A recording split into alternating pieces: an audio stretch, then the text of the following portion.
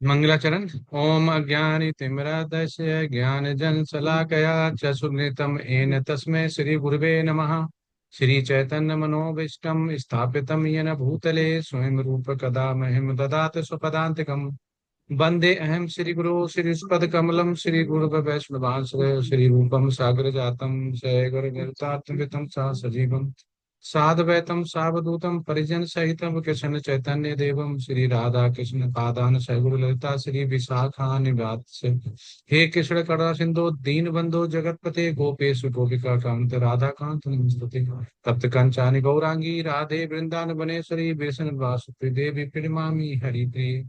वाञ्छाकल्पतरुभ्यश्च कृपा सिन्धुभ्यश्च च पतितनां पावनेभ्यो वैष्णवेभ्यो नमो नमः। श्री कृष्ण चैतन्य प्रभु नित्यानंद श्री अद्वैत गदाधर श्रीवासादि गौर भक्तगण। हरे कृष्ण कृष्ण कृष्ण हरे हरे हरे राम राम राम हरे हरे। नमः ओं विश्वपदाय कृष्णपृष्ठाय भूतले श्रीमते भक्तिवेदांत स्वामी नामिने। नमस्ते सरस्वती देवे गौरवाणी प्रचारिणे निर्विशेष शून्यवादी पाश्चात्य देशधारिणे। वृंदाय तुलसी देवी प्रियाय केशवेचा कृष्ण भक्ति प्रदे देवी सत्यवते नमो नमः। हरे कृष्ण कृष्ण कृष्ण हरे हरे हरे राम राम राम हरे हरे। यस, स्टार्ट कर सकते हैं अभी। हरे कृष्णा। राजेश शेयर करें। हरे कृष्णा। हरे कृष्ण माता जी, आ रही है स्क्रीन? नहीं प्रभु अभी जी, अभी कहाँ बना है? अभी पोस्ट है क्या आप? अच्छा, मैंने बना दिया है।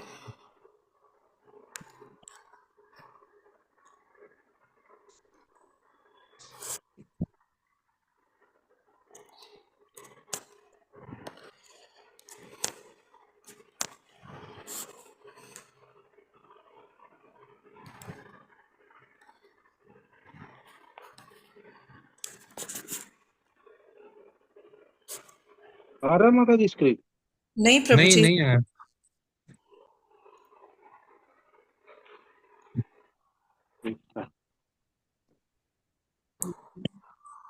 ग्रुप से कोई और शेयर कर सकता है? भक्ति वृक्षा मेन ग्रुप में डाली हुई है।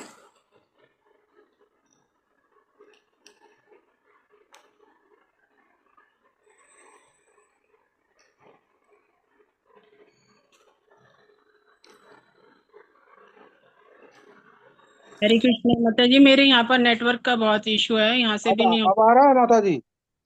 नहीं नहीं प्रभु है, जी, नहीं करूंगी।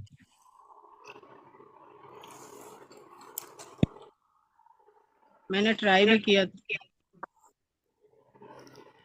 भक्ति वृक्षा ग्रुप में पीपीटी डाली हुई है। कोई और शेयर कर सकता है तो बताएं, उनको कोर्स बना दिया जाए।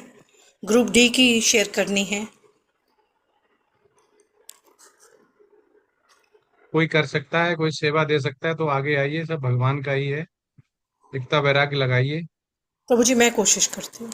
मैं मेरा माता जी, मैं कर दूं शेयर। हाँ जी, हाँ। कौन? मैं अमरिंदर कुमार। प्रभु जी उनको कोस्ट बना दीजिए। अमरेंद्र कुमार। अब आ गया प्रभु जी? नहीं आया, बना दिया अमरेंद्र अमरेंद्र प्रभु जी को। अमरेंद्र प्रभु जी आप कर दीजिए भक्ति वृक्षा मेन ग्रुप में ग्रुप डी। जी माता जी।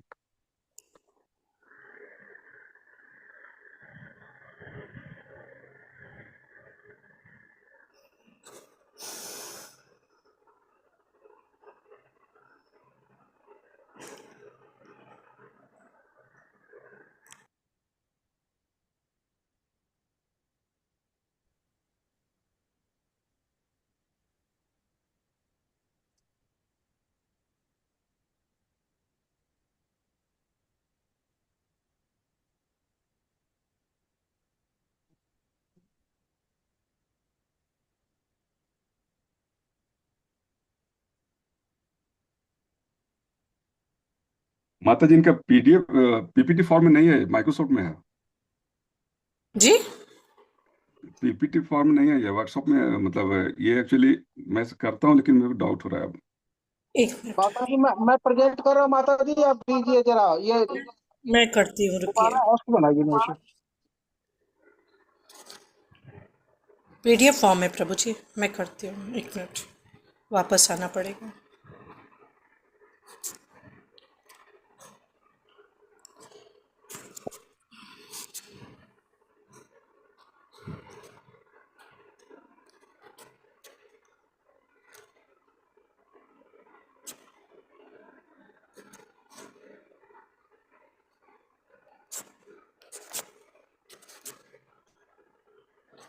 माता जी लैपटॉप से मैं शेयर कर दूं?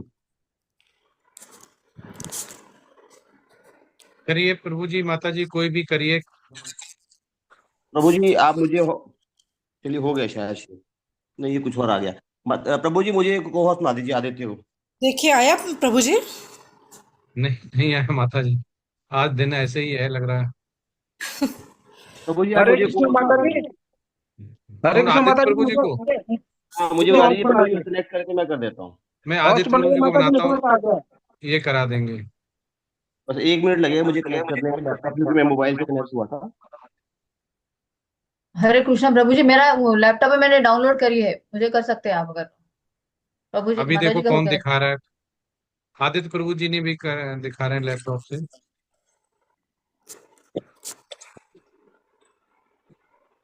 हरे कृष्ण प्रभु जी।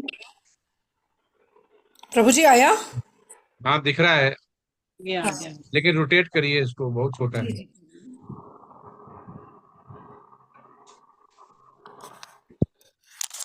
मेरा मोबाइल पूरा भरा हुआ है जिसके कारण स्क्रॉल ही नहीं हो रहा। मुझे होस्ट रोटेट बना करिए। दिए माता जी, मैं कर देता हूँ। बहुत बना दिया मैंने, बहुत सारे लोगों को बना दिया। हरी बोल। प्रभु जी की कृपा बरसा रहे हैं आज। हाँ, लेकिन कोई आज दिखा नहीं पा रहा है, कृपा तो ऐसी है। मेरा स्क्रॉल नहीं हो रहा है। प्रभु जी तब तक ई को मौका दे दीजिए। आप होस्ट नहीं बनाए प्रभु जी। किसको नहीं बनाए बताओ, सबको बना देता हूँ मैं। ये आ रहा होगा प्रणव सिंह के नाम से। प्रभु जी है मुझे बना दीजिए अंजलि मौर्य। हरे कृष्णा। अंजलि, हैंड रेज किया आपने? अंजलि नहीं मोहरे। नहीं, नहीं कर दी। हम बना दिया माता जी, आप भी ट्राई करिए। जी।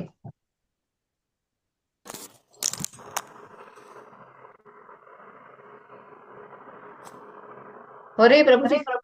हाँ माता जी धन्यवाद, हरि बोल, आपका सेवा लगेगी आज। माता चित्रगुप्त जी जी आपका जरूर नाम मेरी पेज में आई है, दिखेगा। मेरी आई है। हरे हरी बोल माता जी। हरि बोल हरे माता जी। कृष्णा। हरे कृष्णा। अंजलि माता बहुत जी। अच्छी सेवा है। नहीं प्रभु जी भगवान मेरी के लिए। आई है। ये देखिए स्क्रॉल हो रही है ना। ये किसकी किसकी हो रही है? मेरी है प्रभु जी। मेरी हो रही है अंजलि मौर्य। हरे कृष्णा। हाँ यस, हो रही है। हो रही है ना प्रभु जी? हाँ। अंजलि हाँ माता जी यस। आपकी नहीं हो रही है, मेरी हो रही है। नहीं माता जी, मुझे मेरा आ रहा है स्क्रीन शेयरिंग करके, मल्टीपल हाँ शेयरिंग अंजलि हो रही है। माता जी का दिख रहा है मुझे। अच्छा, हाँ क्योंकि हाँ तो मैं क्योंकि निकलूं? दोनों हाँ दोनों का यस ही यस। दिख रहा है। शेयरिंग दोनों का ही दिख रहा है। निकाल दोनों का दिख रहा निकाल है। लिया माता जी मैंने, आप डालिए। जी। हरे। ठीक है, स्टार्ट करिए माता जी, प्रेजेंट। हरे कृष्णा अंजलि माता जी, बहुत बहुत धन्यवाद आपका, कोटि कोटि धन्यवाद। हर्षा माता जी आपका भी। हरे कृष्णा, सादर प्रणाम प्रभु जी। आज हमारे ग्रुप की 22वीं प्रेजेंटेशन के लिए आपकी आज्ञा चाहते हैं प्रभु जी, आज्ञा है। यस माता जी। हरे कृष्णा प्रभु जी। हमारे ग्रुप डी को 7 प्रश्न प्राप्त हुए हैं। हमारे ग्रुप डी में 7 सदस्य हैं, और किसी भी सदस्य से हुई किसी भी त्रुटि के लिए मैं क्षमा प्रार्थी हैं हम, और आपके मार्गदर्शन के। और प्रभु जी सबसे पहला प्रश्न हमारे ग्रुप में मैं रुचि माता जी से पूछना चाहूंगी। ओम नमो भगवते वासुदेवाय। ओम नमो भगवते वासुदेवाय। ओम नमो भगवते वासुदेवाय। कृष्ण के विश्व रूप की प्रकृति और अर्जुन के इसे देखने की इच्छा के कारणों की व्याख्या करें। प्रचार के लिए इसके महत्व पर चर्चा करें, और अपनी प्रतिक्रिया में भगवत गीता अध्याय 11 से संबंधित छंदों और तात्पर्यों का संदर्भ लें। रुचि माता जी। धन्यवाद ईश्वरी कमला देवी दासी माता जी मुझे आमंत्रित करने के लिए। हरे कृष्णा प्रभु जी, पंचांग प्रणाम। सब भक्तों को मेरा पंचांग प्रणाम। श्रील प्रभुपाद की जय। माता जी द्वारा पूछे गए प्रश्न का उत्तर मैं इस प्रकार देना चाहूंगी।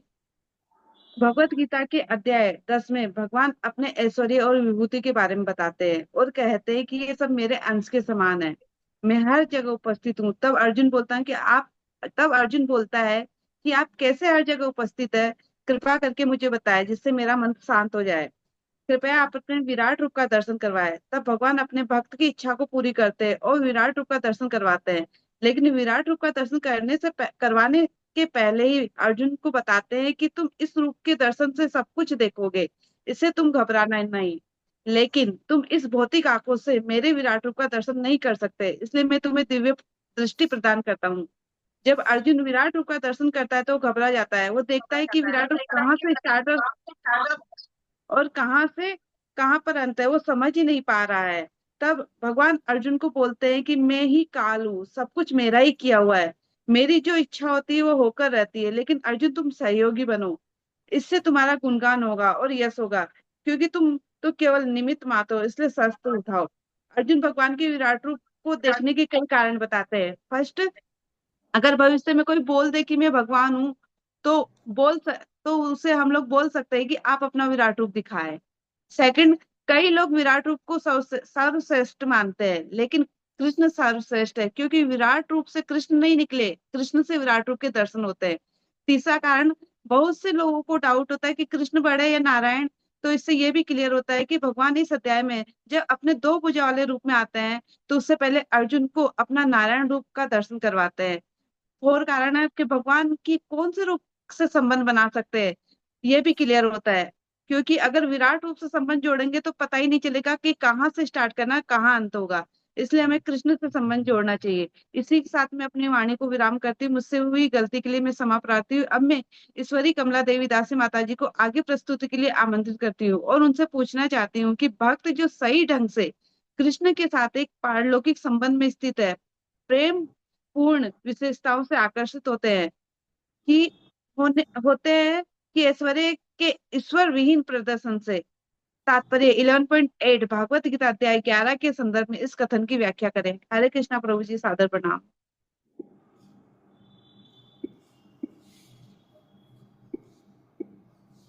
माता जी आपकी आवाज नहीं आ रही है। हरे कृष्णा, क्षमा चाहते माता जी। माता जी बहुत बहुत धन्यवाद रुचि माता जी प्रश्न पूछने के लिए। हरे कृष्णा प्रभु जी, सभी वैष्णव जन के चरणों में सादर प्रणाम। तो माता जी द्वारा पूछे गए प्रश्न का उत्तर इस प्रकार है कि जैसा कि हम सब जानते हैं कि 12 रस बताए गए हैं, तो उसमें से 5 रस मुख्य हैं जिनमें भक्ति होती है। तो भगवान का जो विराट विश्व रूप उसकी ऐश्वर्य शक्ति का प्रदर्शन है। इसमें भय, विस्मय और अद्भुत शक्ति या रस जो अनुभव होते हैं वो एक भक्त को स्वीकार्य नहीं होते हैं। विश्व रूप दर्शन अर्जुन को दिखाया गया ताकि वह समझे कि कृष्ण कोई साधारण व्यक्ति नहीं है, बल्कि समस्त जगत के परमेश्वर हैं। लेकिन फिर भी वह प्रेम में शक्ति में भक्त भगवान को अपनी प्रिय मित्र, पुत्र, प्रेमी या स्वामी के रूप में देखता है और उनसे आदान प्रदान कर सकता है, प्रेम पूर्वक उनसे कोई संबंध बना सकता है। जैसे माधुर्य का है, मित्र का है, साख्य में है। और दास्य भाव का भी एक होता है, जैसे कि वृंदावन के गाय और वृक्ष आदि, लता पता आदि। तो ना कि केवल विराट शक्ति के रूप में। संक्षेप में तात्पर्य में यह है कि अध्याय 11 दिखाता है कि भगवान की महाशक्ति को जानना आवश्यक है, लेकिन भक्ति का आकर्षण कृष्ण की प्रेममय लीलाओं और मधुर गुणों में होता है, ना कि ऐश्वर्य के प्रदर्शन में। इसी के साथ मैं अपनी वाणी को विराम देती हूँ और मेरे से हुई किसी भी त्रुटि के लिए मैं क्षमा प्रार्थी हूँ प्रभु जी, और आपके मार्गदर्शन की इच्छुक हूँ। आगे मैं प्रियंका माता जी से प्रश्न पूछना चाहती हूँ। गीता, श्रीमद् भगवत गीता अध्याय 11.33 और 34 श्लोक और तात्पर्यों के संदर्भ में कृष्ण के साधन बनने के अपने अनुभवों पर चर्चा करें। प्रियंका माता जी। हरे कृष्णा। मैं धन्यवाद करना चाहती हूँ ईश्वरी कमला देवी दासी माता जी को। यहाँ उपस्थित सभी वैष्णव गण को मेरा सादर प्रणाम। माता जी को मेरा सादर प्रणाम। श्रील प्रभुपाद की जय। माता जी के पूछे गए प्रश्न का उत्तर मैं इस प्रकार से देना चाहूंगी। सब्यसाची का अर्थ है वह जो युद्ध भूमि में अत्यंत कौशल के साथ तीर छोड़ सके। इस प्रकार अर्जुन को एक पटु योद्धा के रूप में संबोधित किया गया है, जो अपने शत्रुओं को तीर से मारकर मौत के घाट उतार सकता है। निमित्त मात्रम, केवल कारण मात्र, यह शब्द भी अत्यंत महत्वपूर्ण है। प्रकृति द्वारा विशेष योजना संचालित की जा रही है। यह विराट जगत बद्ध जीवों के लिए भगवान के धाम वापस जाने के लिए सुअवसर है। जब तक उनकी प्रवृत्ति प्रकृति के ऊपर प्रभुत्व स्थापित करने की इच्छा रहती है, तब तक वे बद्ध रहते हैं, किंतु जो कोई भी परमेश्वर की इस योजना इच्छा को समझ लेता है और कृष्ण भावनामृत का अनुशीलन करता है, वह परम बुद्धिमान है। इस प्रकार कुरुक्षेत्र का युद्ध ईश्वर की योजना से लड़ा गया। प्रत्येक योजना भगवान द्वारा बनती है, किंतु वे अपने भक्तों पर इतने कृपालु रहते हैं कि जो भक्ति उनकी इच्छा अनुसार उनकी योजना का पालन करते हैं, उन्हें ही वे उसका श्रेय देते हैं। प्रत्येक व्यक्ति कृष्ण भावनामृत में कर्म करे और गुरु के माध्यम से भगवान को जाने। अब मैं अपनी वाणी को यहीं पे विराम देती हूँ। मेरी वाणी में कोई त्रुटि हुई तो मैं क्षमा प्राप्ति चाहती हूँ। अब मैं अगला प्रश्न मनीषा माता जी से पूछना चाहती हूँ। भगवत गीता 11.32 to 36 के छंदों से प्राप्त सिद्धांतों का सारांश दें और परमेश्वर की योजना के बारे में बताएं और अपने स्वयं के जीवन के साथ साथ सामान्य रूप से मानवता के लिए इस सिद्धांतों की प्रासंगिकता पर चर्चा करें। यह श्रील प्रभुपाद की जय। हरे कृष्णा। धन्यवाद प्रियंका माता जी, मुझे आमंत्रित करने के लिए। हरे कृष्णा प्रभु जी। हरे कृष्णा सभी भक्तों को सादर प्रणाम। प्रियंका माता जी द्वारा पूछे गए प्रश्न को उत्तर देने का प्रयास करती हूँ। ऑनलाइन में है। भगवद गीता के 11वें अध्याय में भगवान श्री कृष्ण जगत को विनष्ट करने वाले। मतलब तो हम भी कर रहे हैं लगभग 1 साल से। हरे कृष्णा प्रभु जी। आवाज आ रहा है। करें हेमंत प्रभु जी, माइक ऑफ करें।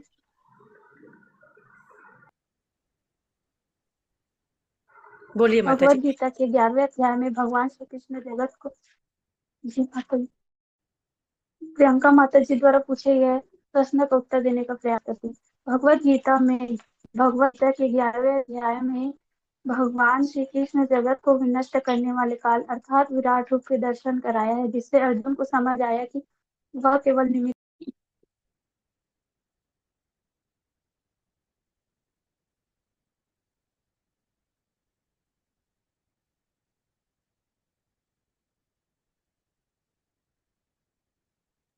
हरे कृष्णा माता जी के यहाँ पर बहुत नेटवर्क प्रॉब्लम है, मैं उनका पढ़ देती हूँ माता जी, आज्ञा हो तो। प्रभु जी हरे कृष्णा। जी माता जी पढ़िए। हरे कृष्णा प्रभु जी, सादर प्रणाम। हरे कृष्णा, सादर प्रणाम माता जी, सभी को सादर प्रणाम। हरे कृष्णा। धन्यवाद प्रियंका माता जी, मुझे आमंत्रित करने के लिए। हरे कृष्णा प्रभु जी। हरे कृष्णा सभी भक्तों को, सभी को सादर प्रणाम। प्रियंका माता जी द्वारा पूछे गए प्रश्न का उत्तर देने का प्रयास करती हूँ। उत्तर, भगवत गीता 11वें अध्याय में भगवान श्री कृष्ण जगत को विनष्ट करने वाले काल अर्थात विराट रूप के दर्शन कराया है, जिससे अर्जुन को समझ आया कि वह केवल निमित्त मात्र है और ये सारी चीजें पहले से तय थी, और अगर वह युद्ध ना भी करते तब भी युद्ध क्षेत्र में उपस्थित सारे लोगों की मृत्यु अन्य किसी विधि से होनी तय थी। 32वें श्लोक में भगवान स्वयं को काल अर्थात समय बताते हैं। अर्जुन ना भी लड़ता तो भी सारे लोग उनके ग्रास बनते, ना लड़ता तो उनके ग्रास बनते, क्योंकि यह भगवान की इच्छा है कि वे अन्य किसी विधि से मरते मृत्यु नहीं रुकती। 33वें श्लोक में सव्यसाची अर्थात युद्ध भूमि में अत्यंत कौशल के साथ तीर छोड़ सके। इस प्रकार अर्जुन को पटु योद्धा जो शत्रु को मौत के घाट उतार सके अर्थात केवल कारण मात्र बताया गया है। इस प्रकार कुरुक्षेत्र का युद्ध ईश्वर की योजना के अनुसार लड़ा गया है। 34वें श्लोक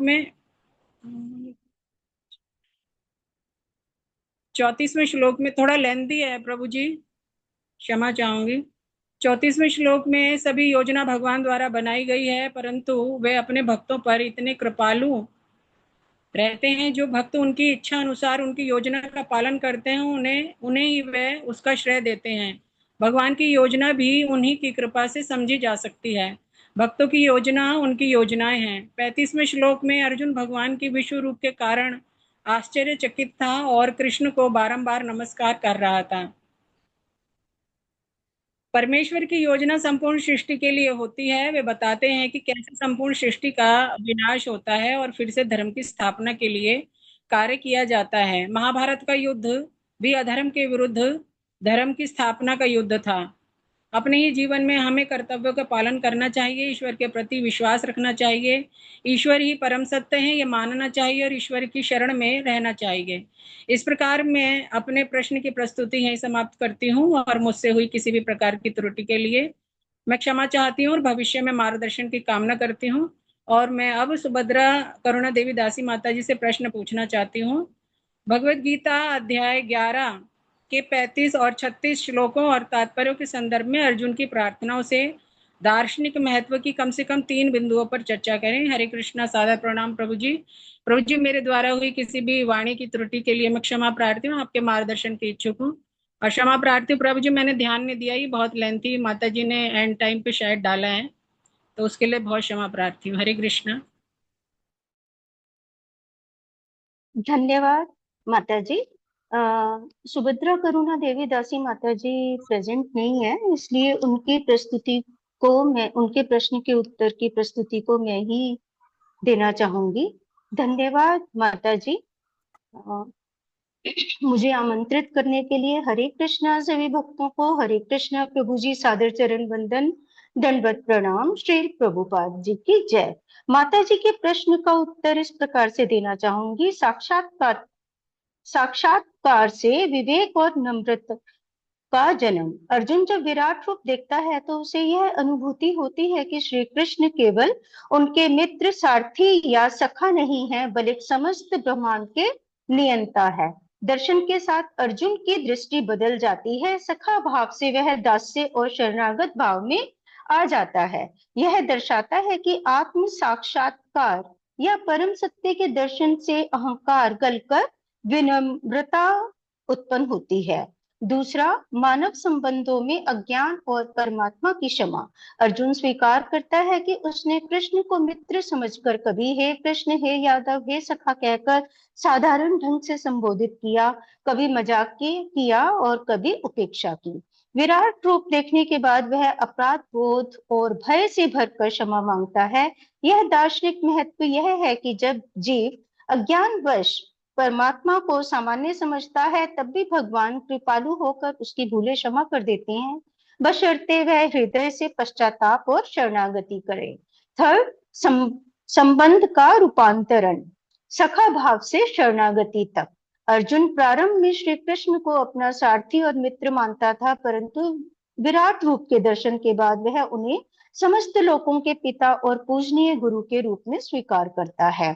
दार्शनिक दृष्टि से यह बताता है कि भगवान के साथ जीव का संबंध सीमित सांसारिक रिश्तों के ऊपर उठकर परम शरणागति, भक्ति और संपूर्ण समर्पण में परिणत होना चाहिए। यह शरणागति ही मोक्ष का द्वार है।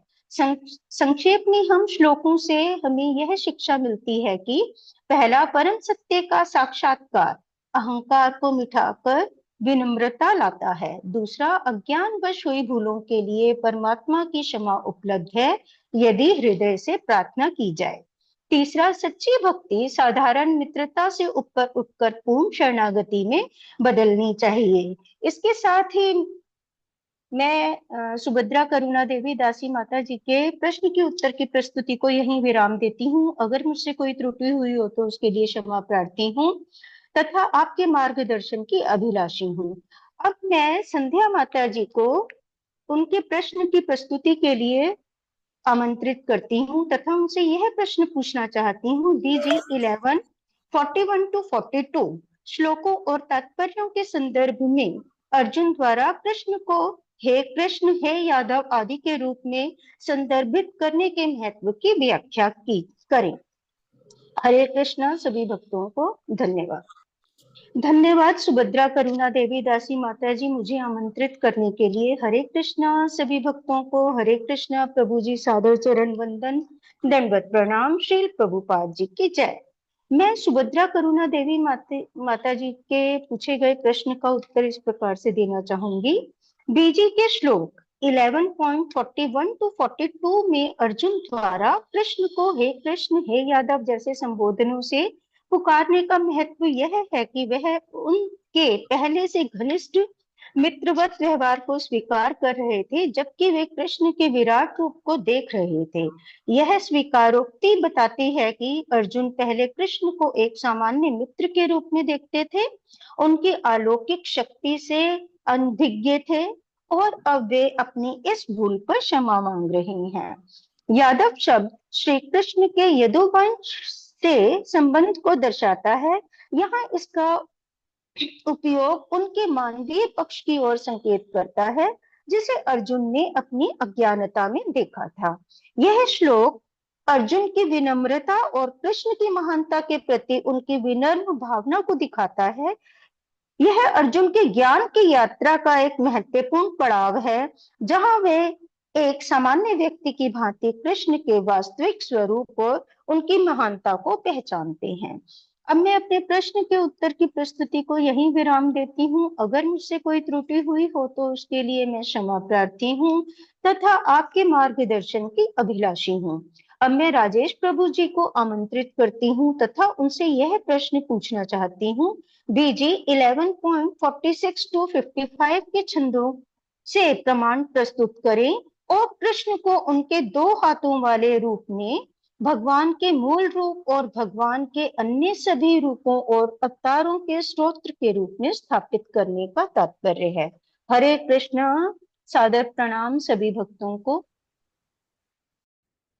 धन्यवाद संध्या माता जी मुझे आमंत्रित करने के लिए, और दंडवत प्रणाम प्रभु जी। मैं आज की प्रेजेंटेशन के लिए आपकी इजाजत चाहता हूं और सभी वैष्णव भक्तों को मेरा सादर प्रणाम। संध्या माता जी द्वारा पूछे गए प्रश्न का उत्तर मैं कुछ इस प्रकार देना चाहूंगा। भगवद गीता अध्याय 11 के श्लोक संख्या 46 to 55 में अर्जुन भगवान के विराट रूप को देखकर डर जाते हैं और उनसे अपना चतुर्भुज दिखाने का अनुरोध करते हैं, क्योंकि चतुर्भुज रूप में ही अर्जुन को शांति मिलती है। तब भगवान अपना सौम्य और चतुर्भुज रूप दिखाते हैं, जिसे देखना दुर्लभ है। भगवान कहते हैं कि उनका चतुर्भुज रूप न तो वेदों से, न तप से, न दान से और न यज्ञ से प्राप्त होता है, बल्कि केवल अनन्य भक्ति से ही प्राप्त होता है। अंततः भगवान कहते हैं कि जो मुझ में असक्त है, मेरे लिए कर्म करता है और सभी प्राणियों से वैर भाव नहीं रखता, वह मुझे प्राप्त होता है। श्लोक संख्या 46 में अर्जुन भगवान के विराट रूप से भयभीत होकर उनसे प्रार्थना करता है कि वे अपना चतुर्भुज रूप, जिसमें भगवान गदा चक्र शंख धारण किए हुए हैं, मुकुटधारी रूप दिखाएंगे। सबसे पहले भगवान अर्जुन की प्रार्थना को स्वीकार करते हैं और चतुर्भुज रूप दिखाते हैं। उसके बाद दो भुजाओं वाला रूप प्रकट करते हैं। तो इसी के साथ मैं अपनी वाणी को विराम देना चाहता हूं और इसी के साथ हमारे ग्रुप की प्रेजेंटेशन भी समाप्त हुई। और हमारे ग्रुप से अगर यहाँ कोई गलती हो तो हम क्षमा प्रार्थी हैं। हरे वांछा कल्पतरुभ्यस्य कृपा सिन्धुभ्यैव च पतितानां पावनेभ्यो वैष्णवेभ्यो नमो नमः।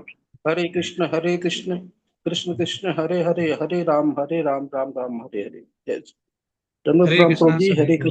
हरे कृष्णा हरे कृष्णा। बहुत अच्छी प्रस्तुति सबने दी है और ये बहुत ही अच्छा चैप्टर है। इसमें भगवान जो भक्त है नहीं उनके लिए और जो अभक्त हैं उनके लिए भी बहुत कुछ दिखाते हैं, जिसमें सार्वभौमिक रूप हो गया, जिसको विश्व रूप भी बोलते हैं। लेकिन इसमें सबसे अच्छी सीखनी बात यह है कि हम भक्त होके उनसे क्या ले सकते हैं। तो इसमें मेरे 2-3 प्रश्न हैं जो जिससे बहुत अच्छा हमें सीखने को मिलेगा कि हम भक्ति में कैसे आगे बढ़ते हैं। पहला ये है कि हम कहते हैं इसमें आया था देवता, ठीक है, और भगवान के बहुत सारे जो अभी विश्व रूप था, देसाई माता जी बता रही थी इसमें कि भगवान के सैकड़ों और हजार रूप में शाश्वत वो विद्यमान थे, मतलब उनके उस समय जो उन्होंने रूप रखा था। मेरा ये है कि वो उनके सैकड़ों हजारों रूप हैं, पर उसके मुख्य रूप क्या है। आपने भगवत गीता में क्या पढ़ा, उनके मुख्य रूप क्या है। दूसरा है कि देवता जो हम बोलते हैं, देवता एक्चुअली क्या है, देवता की व्हाट इज डिफिनेशन ऑफ देवता। देवता बोलते हैं कि ये देवता है, देवता की पूजा करनी चाहिए नहीं करनी चाहिए, देवता हमें prosperity they, what is definition of देवता। और तीसरा प्रश्न है कि हमें जो दिव्य दृष्टि होती है, ठीक है, वो किसे प्राप्त हो सकती है, क्या हमें हो सकती है, अगर नहीं हो सकती है तो हमें क्या गुण चाहिए। ये 3 प्रश्न है इसी प्रेजेंटेशन से। हरे कृष्णा प्रभु जी। यस। मैं प्रश्न, आपका पहला है प्रश्न प्रभु जी, मुख्य रूप क्या है भगवान का। तो मुख्य रूप सौम्य स्वरूप है भगवान का, जो दो भुजी रूप है, वंशीधारी रूप है, जिसमें भक्त अपने आप को कंफर्टेबल समझता है, क्योंकि वो आदान प्रदान कर सकता है सेवा के द्वारा और प्रेम के द्वारा, भगवान की प्रेम में ही सेवा के द्वारा। मुख्य रूप क्या है नहीं माता, मुख्य रूप क्या है, अंतर है मुख्य इसमें। रूप क्या है। मुख्य रूप मुख्य रूप तो प्रभु जी तीन तीन उसमें हम देखते हैं भगवान को ब्रह्म परमात्मेति भगवान इति शब्दते। तो मुख्य रूप तो ये है प्रभु जी जिनमें हम भगवान की अनुभूति करते हैं। यही है प्रभु जी कि मैं क्वेश्चन नहीं समझ पाई। भगवान हरे कृष्णा प्रभु जी, मैं देना सैकड़ों चाहूंगा। हजारों रूप में हैं, शाश्वत रूप में, पर उनके मुख्य रूप क्या है? मुख्य रूप प्रभु जी उनके जैसे नारायण रूप चतुर्भुज रूप है, और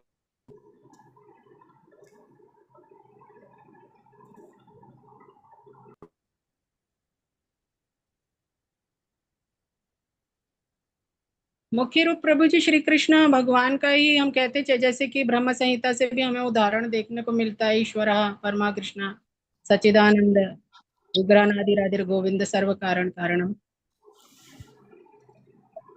इस तरह से इसी चैप्टर में BG 11.46 में आता है इसका बहुत अच्छा तात्पर्य में लिखा हुआ है प्रभुपाद ने, जिसमें कि ब्रह्म संहिता से लिया गया है। इस श्लोक का तो मुझे पता नहीं, ब्रह्म संहिता से ही है, जिसमें बोला गया कि रामादित्य मूर्ति कला ये कृष्णाना, जो भगवान के सैकड़ों हजार रूप में हैं, नित्य स्थित हैं, उनमें जो मुख्य रूप हैं जो हम बोलते हैं, जिन्हें भगवान राम और भगवान नरसिंह और नारायण, ये हैं वो मुख्य रूप से उसमें वर्णन दिया गया कि इनको हमें नहीं भूलना चाहिए कि हम जब हजार और असंख्य जब बोलें तो ऐसा नहीं है कि इनको भी हम उन हजार संख्य में बोल दें। तो कुछ मुख्य रूप होते हैं जिनको हमें ध्यान देना चाहिए, रखना चाहिए उनको, जो जिसमें उनमें इसीलिए उसमें बोला गया कि कभी हम केवल मुख्य रूप एक समझ लें कि उनका मुख्य रूप केवल द्विभुज है, और उसी हम एक ही जो हमारा चक्र होता है इसका साइकिल, कि उसमें द्वापर हो गया, कलयुग हो गया, त्रेता हो गया है, और चारों युग जो आते हैं, तो उसमें फिर भगवान हर युग में नहीं आते हैं। तो उसमें ये ध्यान देना पड़ेगा कि कभी भगवान राम आए हैं, तो कभी नरसिंह अवतार हुआ है, कभी नारायण जो है अपने रहते हैं। तो उसमें मुख्य रूप से उसमें दिया गया। तो मुख्य रूप कभी कभी हम ये समझ लेते हैं कि अर्जुन ने द्विभुज रूप देखा तो वो ही कृष्ण भगवान का केवल मुख्य रूप है।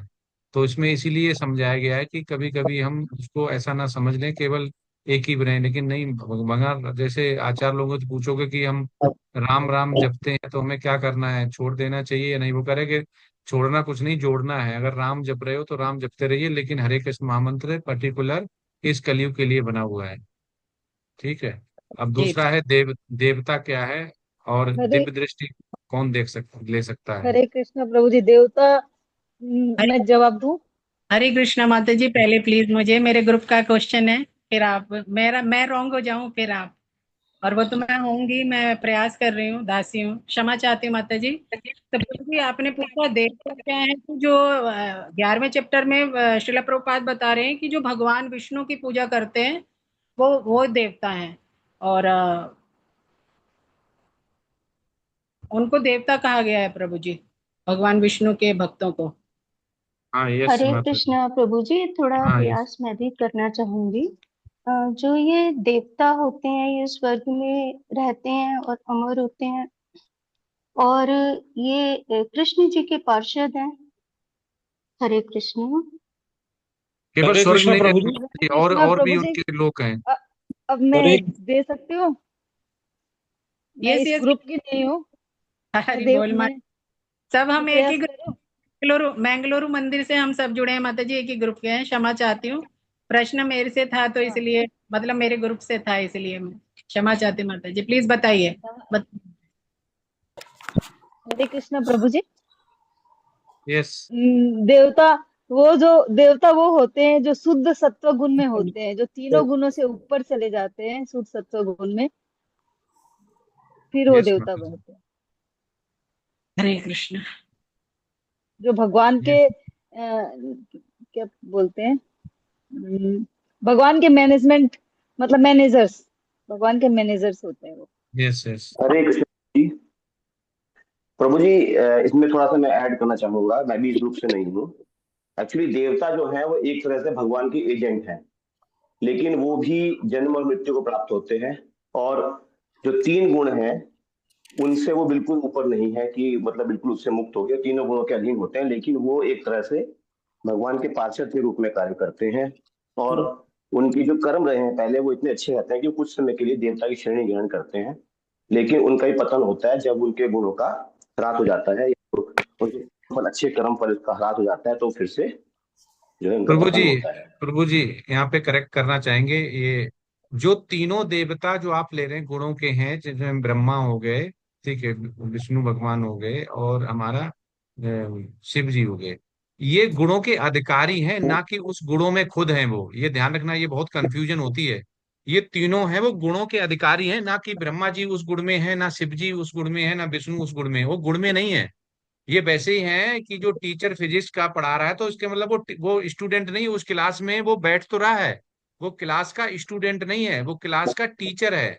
तो ये जो तीनों देवता आपने बताए हैं, तीनों देवता उन गुणों में नहीं है, ये गुणों के केवल अधिकारी हैं, उन्हें गुण छू भी नहीं पाते हैं, गुणों के अधिकारी हैं। ये जरूर है किन कि किन देवता की देवता बात भगवान प्रभु के जी, यहाँ पे बराबर, देवता? ना बराबर है ना उनसे ऊपर है।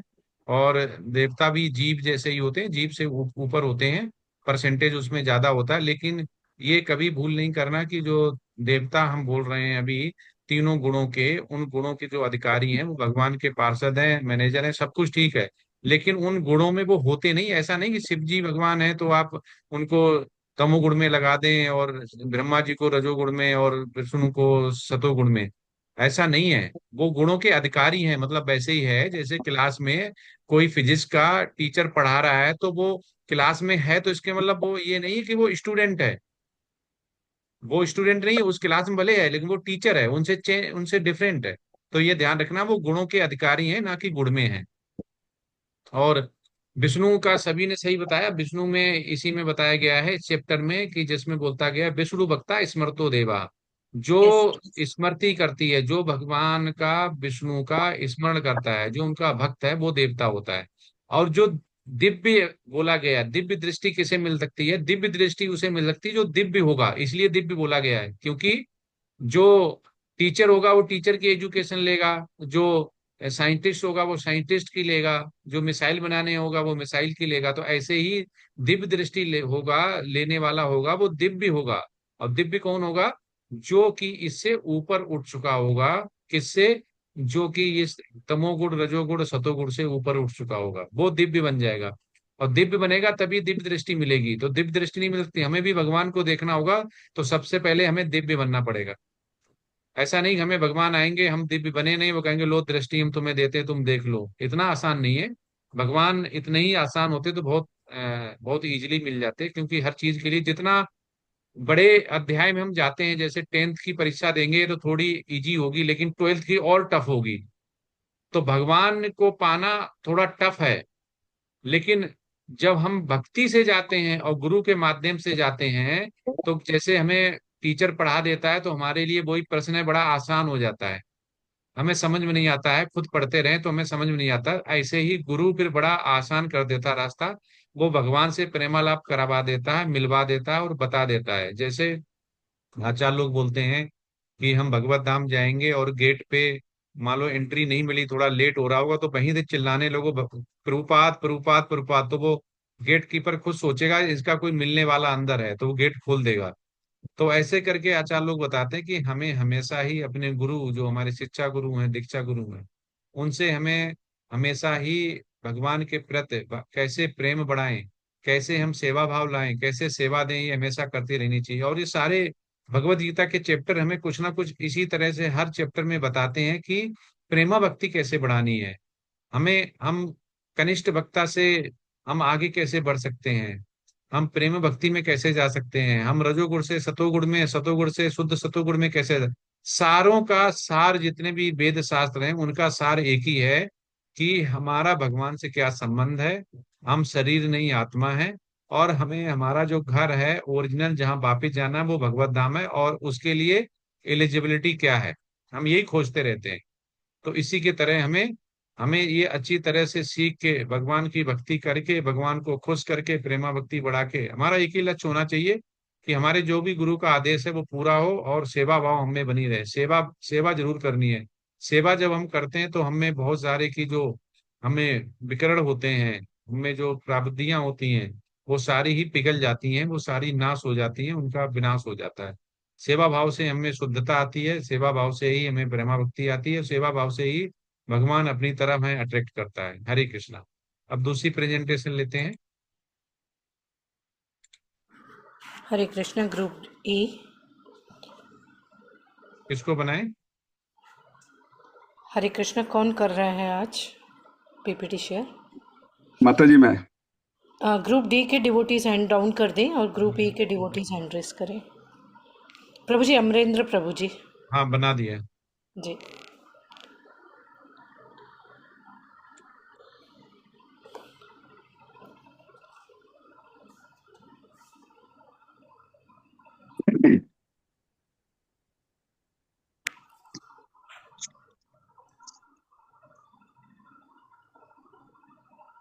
दिख रहा है प्रभु जी? आ गया। आ गया प्रभु जी, धन्यवाद प्रभु जी। Yes yes. हरे कृष्णा प्रभु जी, दंडवत प्रणाम। सभी प्रभु जी और माता जी को हरे कृष्णा और दंडवत प्रणाम। प्रभु जी, ग्रुप ई के सभी 8 भक्त 8 प्रश्नों के साथ अपनी प्रेजेंटेशन देने के लिए आपकी अनुमति चाहते हैं। अनुमति है प्रभु जी? यस यस धन्यवाद प्रभु जी। मैं सबसे पहले अपने दीनदयाल प्रभु जी को आमंत्रित करता हूं कि अपना प्रेजेंटेशन को प्रस्तुत करें। दीनदयाल प्रभु जी। हरे कृष्णा प्रभु जी, दंडवत प्रणाम। ओम नमो भगवते वासुदेवाय। ओम नमो भगवते वासुदेवाय। ओम नमो भगवते वासुदेवाय। प्रभु जी, मेरा प्रश्न है, भगवत गीता अध्याय 11 और 12 के बीच संबंध की व्याख्या करें, कृपया आज्ञा दीजिए। Yes yes. अध्याय 11 विश्वरूप दर्शन और अध्याय 12 भक्ति योग का संबंध वास्तव में कथा प्रवाह और तत्व प्रवाह दोनों स्तरों पर बहुत संगठित है। मैं अपनी प्रस्तुति गहराई व सुव्यवस्थित रूप से प्रस्तुत करता हूं। अध्याय 11 विश्वरूप दर्शन योग। इस अध्याय में अर्जुन भगवान श्री कृष्ण से उनकी सर्वव्यापी विश्व रूप को देखने की प्रार्थना करते हैं। भगवान अर्जुन को दिव्य दृष्टि देकर अपना विराट रूप दिखाते हैं, जिसमें समस्त ब्रह्मांड, देवता, काल और संहार की शक्ति दिखाई देती है। अध्याय 11 यह स्थापित करता है कि कृष्ण ही सर्वोच्च परमेश्वर है और समस्त सृष्टि उनके अधीन है। लेकिन यह विराट रूप बहुत भयावह और कठिन था, जिसे देखकर अर्जुन घबरा गए और उन्होंने निवेदन किया कि वे पुनः श्री कृष्ण का सौम्य 4 भुजाधारी या द्विभुज रूप देखना चाहते हैं। अध्याय 12 भक्ति योग। विराट रूप दर्शन के बाद अर्जुन का प्रश्न था, कौन श्रेष्ठ है, वे जो निराकार ब्रह्म की उपासना करते हैं या वे जो आपके साकार रूप की भक्ति करते हैं? इसका उत्तर भगवान ने दिया कि साकार रूप की भक्ति करना बहुत सरल है और सर्वोत्तम भी है, क्योंकि इससे भक्त को सीधे भगवान से प्रेम संबंध स्थापित करने का अवसर मिलता है। अध्याय 12 में भगवान ने भक्ति की सरल साधना और भक्त के गुण जैसे दयालु, क्षमाशील, समभावी, अहिंसक आदि विस्तार से बताए हैं। दोनों अध्याय का आपसी संबंध यह है कि अध्याय 11 में भगवान की सर्वोच्च सत्ता विराट रूप से प्रकट हुई, लेकिन अध्याय 12 में उसी भगवान से प्रेम पूर्वक कैसे जुड़े इसका सरल मार्ग भक्ति बताया गया है। विराट रूप दर्शाता है कि भगवान अनंत और शक्तिमान है, लेकिन भक्ति अध्याय बताता है कि उसी अनंत भगवान को प्रेम और श्रद्धा से सहज उपलब्ध किया जा सकता है। इस प्रकार अध्याय 11 में भगवान की महिमा और ऐश्वर्य और अध्याय 12 में उनकी सुलभता और भक्त से संबंध प्रकट होता है। सरल शब्दों में अध्याय 11 भगवान की महानता दिखाता है और अध्याय 12 भगवान की मधुरता, भक्ति से प्राप्त होने वाली निकटता सिखाता है। इस प्रकार अध्याय 11 में भक्ति की अनिवार्यता सिद्ध करता है और अध्याय 12 भक्ति का व्यावहारिक स्वरूप समझाता है। यानी गीता का 11वां अध्याय दर्शन है और गीता का 12वां अध्याय उसका आचरण। इसके साथ मैं अपनी वाणी को विराम देता हूं और अगर मेरे उत्तर में कोई त्रुटि हो तो मैं क्षमा प्रार्थी हूं और आपके मार्गदर्शन की आशा रखता हूं। और मैं विष्णु प्रभु को आमंत्रित करता हूं कि वे आके अपना अगला असाइनमेंट प्रेजेंट करें। हरे कृष्णा प्रभु जी, दंडवत प्रणाम। हरे कृष्णा प्रभु जी, हरे कृष्णा माता जी, सभी को दंडवत प्रणाम। दीपक प्रभु, आपको भी धन्यवाद। मेरा जो प्रश्न है, भगवत गीता अध्याय 12 का सारांश प्रस्तुत करे, दार्शनिक तथा छंदों और वर्गों की पहचान करे, वो कैसे जुड़ते हैं। इसके उत्तर में भक्ति योग सर्वश्रेष्ठ। इस अध्याय के प्रारंभ में अर्जुन ने निराकार ब्रह्म के पथ में जो लगाए वो श्रेष्ठ है, या जो साकार भगवान की सेवा में तत्पर है वो श्रेष्ठ है। उसके उत्तर में भगवान परम सत्य के साक्षात्कार के अनेक साधन है। भगवान श्री कृष्ण भक्तियों को सर्वों में श्रेष्ठ बताते, यह सर्वाधिक प्रत्यक्ष है। ईश्वर की सानिध्य प्राप्त करने के लिए सबसे सुगम साधन है। शुद्ध भक्त निरंतर कार्यरत रहता, पूर्ण समाधि। जो लोग अपने मन को भगवान के साकार रूप में एकाग्र करते और अत्यंत श्रद्धा पूर्वक पूजा में सदैव लगे रहते, वो परम सिद्ध माना जाता। जो इस प्रकार कृष्ण भावन भावित होता है, उसके लिए कोई भी भौतिक कार्यकलाप नहीं रह जाते, क्योंकि वो जो कुछ भी करता है वो कृष्ण संबंधी कार्यों के अतिरिक्त अन्य किसी कार्यों में एक क्षण भी नहीं गवाता। ऐसा कार्य पूर्ण समाधि कहलाता है। वासुदेवम सर्वमितिम, जो लोग भगवान कृष्ण की प्रत्यक्ष पूजा न करके अप्रत्यक्ष विधि से उसी उद्देश्य को प्राप्त करने के प्रयत्न करते हैं, वो भी अंततः श्री कृष्ण को प्राप्त होते हैं। लेकिन सामान्य व्यक्ति के लिए निराकार अनुभूति की विधि अत्यंत कठिन सिद्ध होता है। अनेक जन्मों के बाद बुद्धिमान व्यक्ति वासुदेव सबको जानकर भगवान श्री कृष्ण की शरण ग्रहण कर समस्त प्राणी की सेवा में तत्पर रहता है, क्योंकि वो जानता है कि वो शरीर नहीं देखता, वो आत्मा ही दर्शन करता है। वो बाह्य आवरण का नहीं, आत्मा के भीतर परमात्मा और परमात्मा सर्वत्र विद्यमान, यही जान पाता। ऐसी अनुभूति होने पर वो किसी जीव से ईर्ष्या नहीं करता। भगवान का प्रिय कौन? जो भगवान को अपने चरम लक्ष्य बनाकर पूर्ण रूप से संलग्न रहता, जो मित्र शत्रु के लिए सम्मान मान अपमान शीत तथा गर्मी सुख दुख सुख असुख भय चिंता में समभाव रखता, वो अत्यंत प्रिय है। भक्तियों का महिमा भगवत प्राप्ति के लिए भक्ति आत्म साक्षात्कार का परम मार्ग है। जो भगवान कृष्ण की भक्ति में रत रहता, वो उसको परमेश्वर के साथ प्रत्यक्ष संबंध होता है। ऐसे शुद्ध भक्त को तरंदे भवसागर से उद्धार करने के लिए स्वयं भगवान उद्धारक बनते हैं। प्रत्येक मनुष्य को व्यर्थ ही आध्यात्मिक अनुभूति को अपने उद्धार का प्रयत्न नहीं करना चाहिए। प्रत्येक व्यक्ति को यह चाहिए कि परम शक्तिमान ईश्वर कृष्ण की शरण ग्रहण करे, जीवन की सर्वोच्च सिद्धि है। दार्शनिक तथा तर्कशील का मत, जो लोग परमेश्वर के अव्यक्त निराकार स्वरूप के प्रति आसक्त है, उनके लिए प्रगति कल्पना अत्यंत दुष्कर है। देहधारियों के लिए उस क्षेत्र में प्रगति कल्पना सदैव दुष्कर होता है। ज्ञान योग का पथ यद्यपि मनुष्य को उसी लक्ष्य तक पहुंचाता है, किंतु वो अत्यंत कष्टदायक है। तब की भक्ति योग भगवान के प्रत्यक्ष सेवा होने के कारण सुगम है और देहधारी के लिए स्वाभाविक है। फिर दिव्य ज्ञान योग निर्विशेषवादी लोग व्यर्थ ही कष्टदायक पथ को ग्रहण करते, जिसमें अंततः परम सत्य को साक्षात्कार संदिग्ध बना रहता। इसी के साथ मेरा जीवन को विराम देते हुए, मेरे प्रेजेंटेशन में कोई त्रुटि या गलती हुई तो मैं क्षमा प्रार्थी हूँ और मार्गदर्शन की प्रार्थना करता हूँ। आगे जय गोविंद दास प्रभु जी को आमंत्रित करता हूँ, वो अपने प्रेजेंटेशन को रखने की कष्ट स्वीकार करे। हरे कृष्णा प्रभु जी, हरे कृष्णा माता जी, सभी को दंडवत प्रणाम। हरे कृष्ण प्रभु जी, धन्यवाद विष्णु प्रभु जी। सभी वैष्णव जन एवं सभी वैष्णवी जन को दंडवत प्रणाम। मेरे द्वारा श्री भगवद गीता जी के अध्याय 12 श्लोक संख्या 1 के ऊपर आधारित प्रश्न का उल्लेख करना। प्रश्न, अध्यात्मवादियों के दो वर्ग कौन से हैं? श्लोक, एवं सतत युक्ता ये भक्ता त्वां पर्युपास्ते ये च अपि अक्षरम अव्यक्तम तेषां ते योगितमः। तात्पर्य, अर्जुन श्री कृष्ण से पूछ रहे हैं, जो आपकी सेवा में सदैव तत्पर रहते हैं वो, या जो अव्यक्त निर्विशेष ब्रह्म की पूजा करते हैं, इन दोनों में से किसे सिद्ध माना जाए? श्री कृष्ण साकार निराकार एवं सर्वव्यापकत्व को बतला चुके हैं। सामान्यतः अध्यात्मवादियों को दो वर्गों में विभाजित किया है, सगुणवादी, निर्विशेषवादी। सगुणवादी, सगुण का अर्थ है गुणों के साथ। सगुणवादी दर्शन यह मानता है कि ईश्वर नाम रूप और गुणों से युक्त है। भक्त और भगवान के बीच संबंधों को महत्व दिया जाता है। भक्त अपनी सारी शक्ति ईश्वर के सेवा में लगाते हैं। जो लोग भक्ति के द्वारा प्रत्यक्ष रूप से सेवा करते हैं, वो ईश्वर के स्वरूप की पूजा करते हैं। वे सगुण भक्ति में विश्वास रखते हैं, जिससे मूर्ति पूजा, आरती और भोग लगाते हैं। उनके रूप, गुण तथा लीला का भी गुणगान करते हैं, सगुणवादी कहलाते हैं। निर्विशेषवादी, निर्विशेष का अर्थ है बिना गुणों के साथ, शुद्धा विहीन, कोई नाम रूप या गुण नहीं। अहम ब्रह्मास्मि, मैं ही ब्रह्म हूँ। निर्विशेषवादी भी श्री कृष्ण का सेवा करते हैं, किंतु अप्रत्यक्ष रूप से। जो लोग निर्विशेष ब्रह्म ज्योति निराकार और निर्गुण के रूप में होता है, दीप प्रकाश में विलीन हो जाने का परम लक्ष्य मानते हैं, न कि वो ईश्वर के साथ परम संबंध बनाते हैं। जो मनुष्य भौतिक शरीर त्याग करते समय श्री कृष्ण का ध्यान करता है, वो श्री कृष्ण के धाम को तुरंत चला जाता है।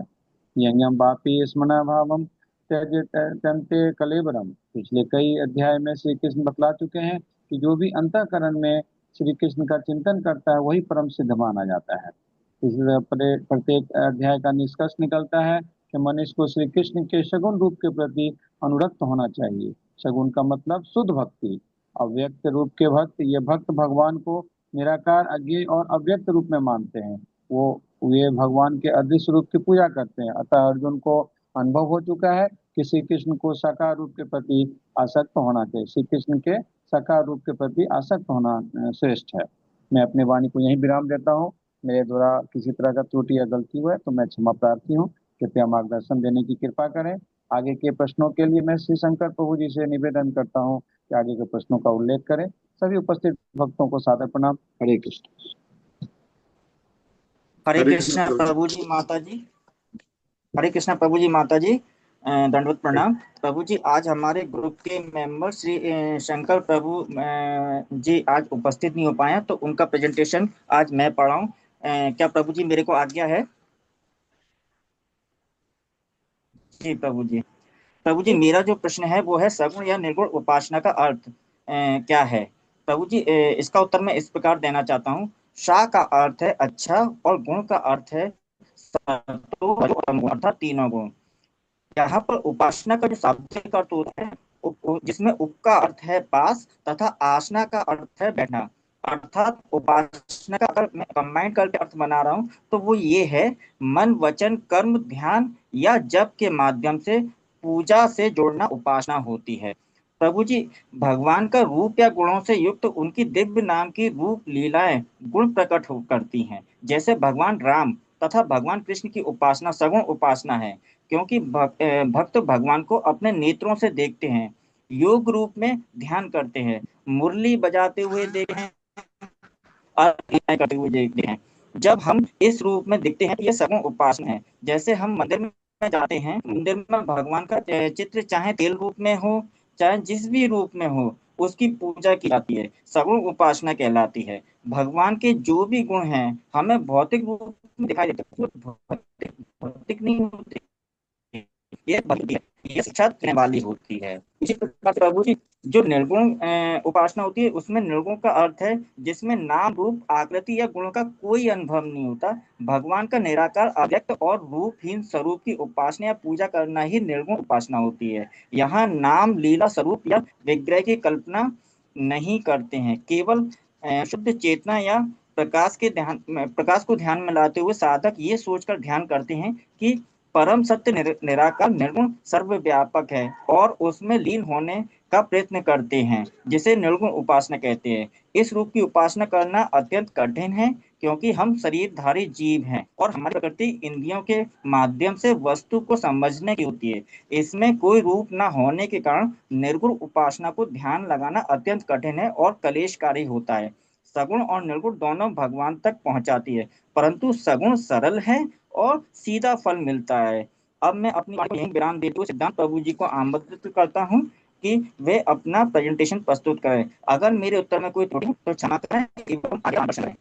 हरे कृष्ण, दंडवत प्रणाम।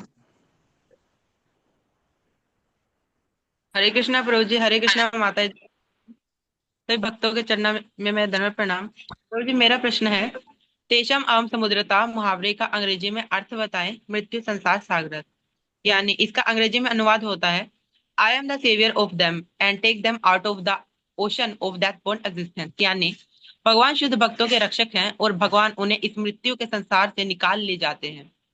मेरा उत्तर 2 पॉइंट्स में मैं देना चाहूंगा। पहला, दुखाल्यम अशाश्वतम, इसका अंग्रेजी में अनुवाद होता है, आ टेम्परेरी अबोर्ड ऑफ मिजरीज, यानी ये संसार दुखों का घर है तथा टेम्परेरी है, यानी अशाश्वत है। इस संसार में जीवात्मा जन्म मृत्यु के चक्कर में फंस जाता है तथा केवल दुख तथा कष्ट भोगता है। इस संसार से निकलने का रास्ता बिना भक्ति के अत्यंत कठिन है। दूसरा, भव सागर से उद्धार, यानी salvation from the ocean of life cycle of birth and death.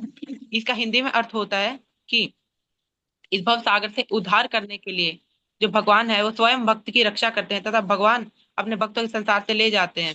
जैसे कि भगवद गीता के 18वें अध्याय के 67वें श्लोक में भगवान कहते हैं, सर्वधर्मान परित्यज्य मामेकम शरणम व्रजा अहम तवाम सर्वपापेभ्यो मोक्षयामि मा शुचा, यानी जो भक्त सारे धर्मों को त्याग कर तथा भगवान तक अन्य पहुंचने के साधनों को त्याग कर केवल भक्ति योग की सरल विधि अपनाता है और उसके सर्व पाप स्वतः भगवान द्वारा माफ किए जाते हैं और उसे मोक्ष प्रदान किया जाता है तथा इस भव सागर यानी इस मृत्यु के संसार से भगवान ऐसे भक्त को ले जाते हैं।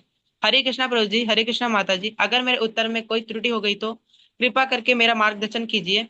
अब मैं आगे के प्रेजेंटेशन के लिए अभय प्रभु जी को आमंत्रित करता हूँ। हरे कृष्णा। हरे कृष्णा प्रभु जी, माता जी, दंडवत प्रणाम। हरे कृष्णा सिद्धांत प्रभु जी, धन्यवाद।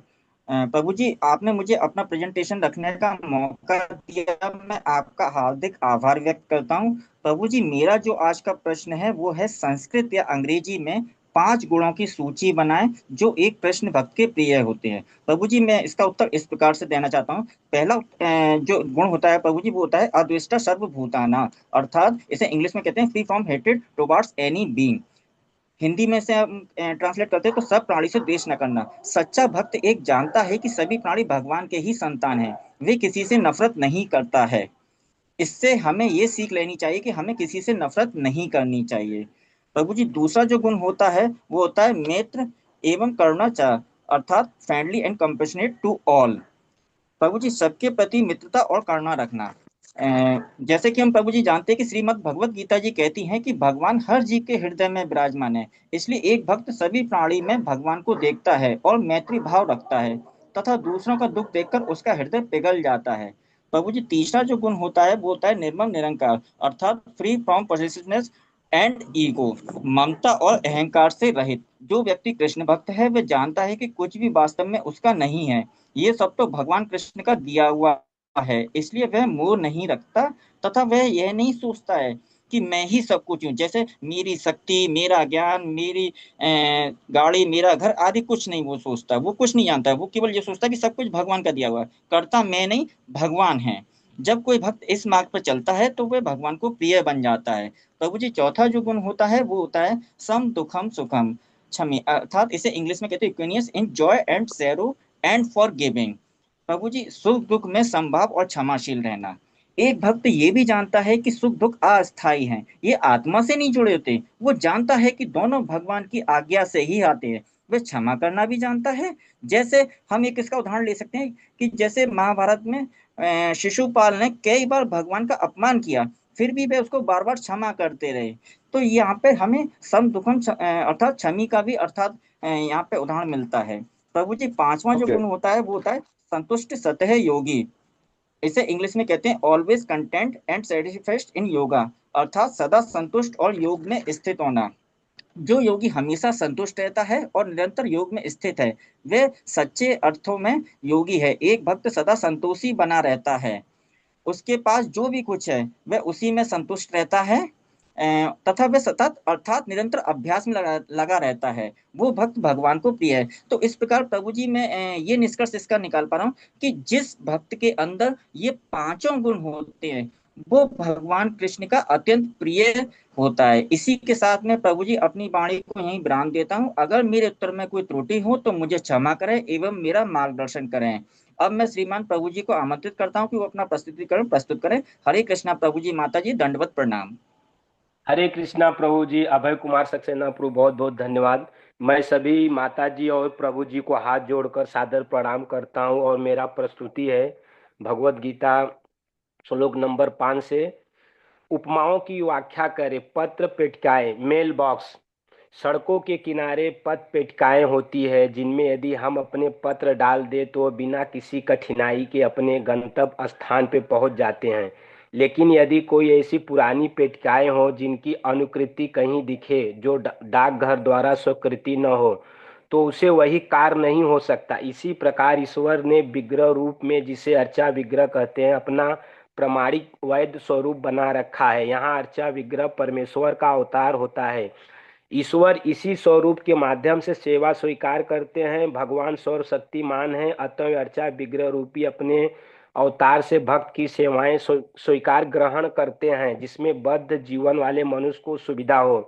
और हमारा दूसरा मंतव्य है मृत्यु संसार सागरात।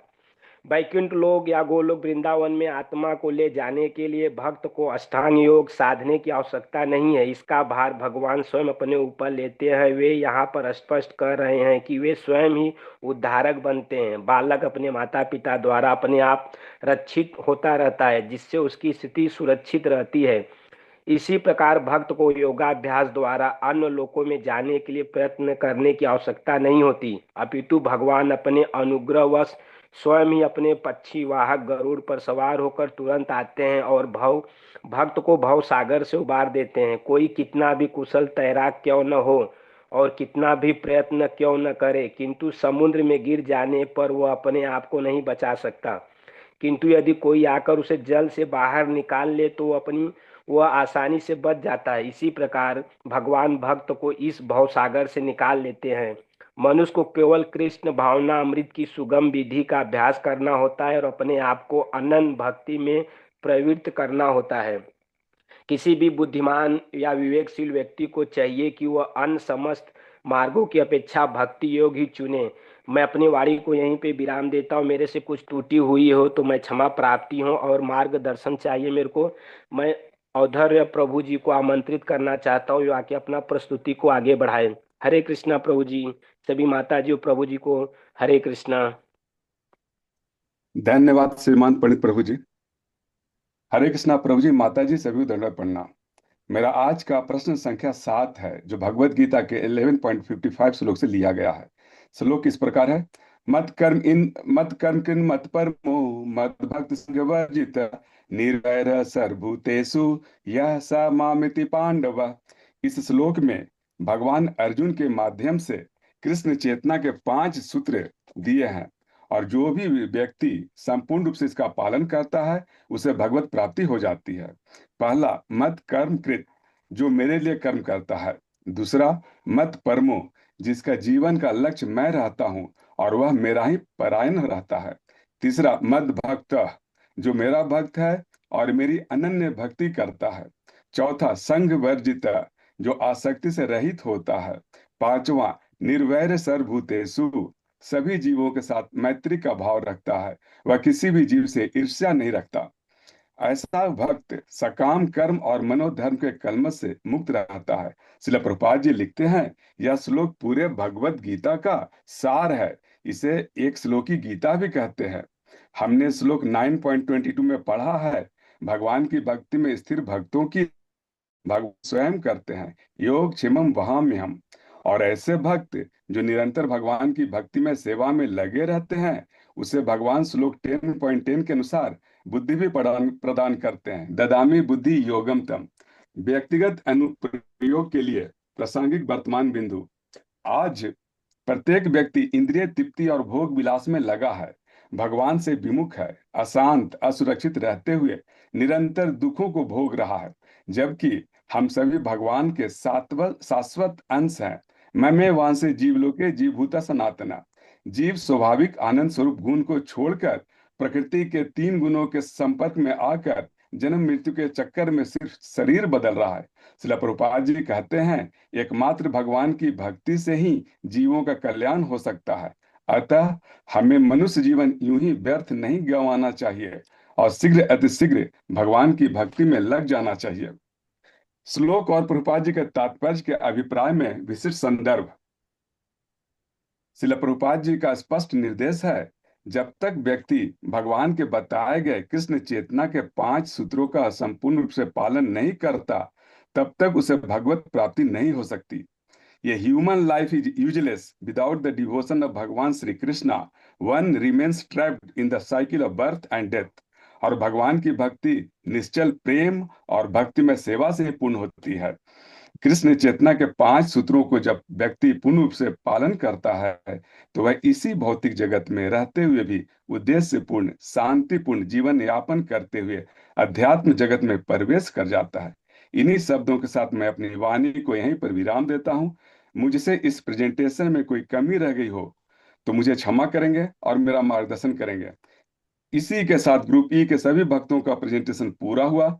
हमारे ग्रुप के किसी भी भक्तों के प्रेजेंटेशन में कोई कमी रह गई तो हमें क्षमा करेंगे और हम सबका मार्गदर्शन करेंगे। धन्यवाद प्रभु जी। वांछा कल्पतरुभ्यश्च कृपा सिंधुभ्य एव च पतितानां पावनेभ्यो वैष्णवेभ्यो नमो नमः। अनंत कोटि वैष्णव वृंद की जय। हरे कृष्णा। हरे कृष्णा। बहुत अच्छी प्रस्तुति और मिला हुआ 11 चैप्टर 12 चैप्टर का आपने प्रेजेंटेशन दी है, जो कि स्टार्ट भी होता है कि 11वें चैप्टर का 12 से क्या संयोग है। और बहुत दोनों ही बहुत अच्छे चैप्टर हैं। और भगवान का तो वाणी में तो अगर लीला देखी जाए तो सारे चैप्टर अच्छे हैं। पहला पढ़ लो तो भी ये लगता नया है, दूसरा पढ़ो तो भी नया है, तीसरा। लेकिन क्या है कि जैसे अच्छा लोग बोलते हैं कि बीच के जो सैंडविच है तो सैंडविच जो होता है उसके बीच का जो आता है वो ज्यादा टेस्टी होता है। बाहर के तो जो पाव रोटी बोलते हैं वो तो बगैर सैंडविच बनाए कि जो बीच की टिक्की निकाल दो तो आनंद नहीं आता। वैसे ही जो भक्ति है वो एक्चुअली इन्हीं चैप्टरों में है। तो इसलिए चैप्टर ये बहुत सुंदर है क्योंकि ये बीच के हैं, 7 से 12, और 13, 14, 15, 16, 17, 18 हैं। फिर ये अलग भक्ति में आते हैं पहले तो इसलिए हमें जो भक्ति योग बोला गया है वो भक्ति योग के जो चैप्टर हैं उसीलिए उसमें आप देखेंगे कि चैप्टर 11 आते आते 12 आते आते भगवान ने अपने बारे में सब कुछ बता दिया कि भगवान को कैसे पा सकते हैं, भगवान का विश्व रूप क्या है, भगवान का द्विभुज रूप क्या। तो देखेंगे भगवान ने 45 मिनट में जो गीता सुनाई थी एकादशी वाले दिन अर्जुन को, उसमें बाकायदा कलयुग में बैठे हुए जो प्राणी हमारे जैसे बद्ध जीव हैं जिनके पास बुद्धि कम है, समय कम है, काल समय कम है, बड़े नहीं तो ये तो 3-4 घंटे की भी आराम से हो सकती थी इंद्रप्रस्थ में बैठ के। युद्ध के टाइम पे ही क्यों बताई, क्योंकि ये बहुत इमरजेंसी अर्जेंट था कलयुग के लिए, इसलिए भगवान ने बताई। और ये चैप्टर बहुत सुंदर है, इनको बार बार पढ़ना चाहिए जो भक्ति योग के लिए हैं। और उसके बाद में भक्ति योग तभी कर पाएंगे जब हमें ज्ञान आएगा, इसलिए बाद में ज्ञान योग आता है। और कर्म योग इसलिए बताया गया कि हमें कर्म तो करना ही है, कर्म करते करते किसी देखो कोई सकाम कर्मी है उसको सीधे बोलोगे नहीं नहीं कल से तुम्हें 16 माला जप करनी है और लहसुन प्याज नहीं खाना है और ये नहीं करना, वो भाग जाएगा। तो भगवान ने कर्म योग के बारे में पहले बताया कि ऐसे कर्म जो भगवान से जोड़ते हैं, तो किसी को सीधे मना नहीं करेंगे, धीमे धीमे जब वो भगवान की भक्ति की तरफ जाएगा, लीला और बाड़ी के बारे में सुनेगा तो उसको खुद ही आनंद आएगा और धीमे धीमे सब कुछ छोड़ देगा। जैसे आचार्य लोग बोलते हैं कि हमें माला जप करते हैं तो बहुत हमारा मन भागता है, बहुत उल्टे सीधे विचार आते हैं, तो वो कह रहे हैं नहीं जप करते रहिए, धीमे धीमे जब आपके प्रारब्ध कट जाएंगे, जो आपके कर्म क्रिय होंगे वो कट जाएंगे, तो ऑटोमेटिक आपकी शुद्धि होती जाएगी। आप डे वन से सोचें कि हमारा पहले दिन से ही बहुत अच्छा क्वालिटी के साथ चेंटिंग हो जाए, ये पॉसिबल नहीं है। क्योंकि कलयुग में हमें अगर ये मनुष्य का जीवन मिला है, तो हमने कुछ ऐसे पाप किए होंगे जिसकी वजह से हमें ये मिला, नहीं तो हम इच्छा की होगी तभी हम यहाँ पे आए होंगे। और अच्छे कर्म किए होंगे, भगवान की भक्ति करी होगी किसी जन्म में, कि उसकी वजह जहाँ पे हमने छोड़ा है वहीं पे स्टार्ट किया, मतलब इस बार भी भगवान की भक्त बने और भगवान की भक्ति कर रहे हैं। तो भगवान हमें हमेशा याद रखता है, भले हम भगवान को भूल जाएं। तो वो अर्जुन से बोलते हैं कि तुम्हें अपने जन्म याद नहीं लेकिन मुझे सब याद है। तो भगवान को सब याद रहता है, तो ऐसे ही हमें कोई टेंशन नहीं करनी चाहिए कि हम भक्ति कर रहे हैं तो ये, लेकिन हम गिर भी जाते हैं। तो इसमें चैप्टर से 2-3 प्रश्न बहुत अच्छे बनते हैं जो आपने अभी बताया है, जिसमें सगुणवादी भी या निराकारवाद। तो एक तो हमारा ये है कि 12वें अध्याय में और 11वें अध्याय में अगर सार है 1-2 लाइन का, तो 12 चैप्टर का स्टार्टिंग में भगवान ने क्या बोला है और 11 चैप्टर का सार क्या है, ये 2 प्रश्न है। और तीसरा प्रश्न ये है कि अध्यात्मवादी जो इसमें अभी आया था, अध्यात्मवादी होते हैं वो किस तरह के और कितने होते हैं, एग्जाम्पल के साथ उदाहरण के साथ समझाएं। मतलब ऐसा नहीं कि ये होते हैं ये होते हैं, उदाहरण के साथ समझ में आना चाहिए। उसके उदाहरण भी प्रभुपाद ने अपने तात्पर्य में दिए हैं बहुत अच्छी तरह से।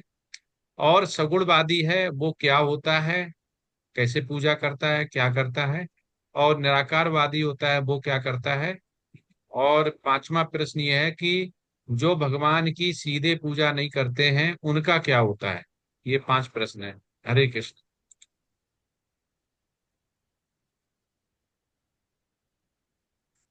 हरे कृष्णा प्रभु जी, धन्यवाद प्रणाम। हरे यस यस। प्रभु जी, सगुणवादी तथा निर्गुणवादी के बारे में थोड़ा अपना उत्तर देने का प्रयास करूंगा।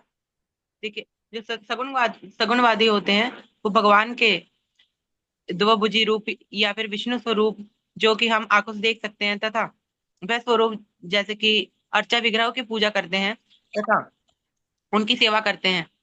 उसके अलावा जो निराकारवादी होते हैं या निर्गुणवादी होते हैं, वो निराकार ब्रह्म पर ध्यान केंद्रित करते हैं, यानी ऐसी अपनी अपनी व्याख्याएं करते हैं ब्रह्म ज्योति इत्यादि, तथा अपने ध्यान को पर ब्रह्म में लगाने की बातें करते हैं, तथा इस मार्ग से वह मोक्ष पाने का प्रयास करते हैं। परंतु सगुणवादी जो व्यक्ति होता है वो भगवान की सेवा में संलग्न रहकर, भगवान की अर्चा वगैरह की सेवा में संलग्न रहकर भगवान को प्राप्त कर लेता है। एक उदाहरण क्या है माता जी। जैसे कि सगुण उदाहरण हुआ कि जो सगुणवादी भक्त होते हैं वह अर्चा विग्रहों की पूजा करते हैं, भगवान के साकार रूप की पूजा करते हैं।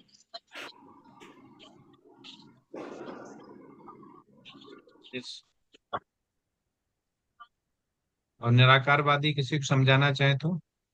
और जो निराकारवादी होते हैं वह भगवान के साकार रूप को अस्वीकार करते हैं तथा भगवान को ब्रह्म ज्योति मानते हैं।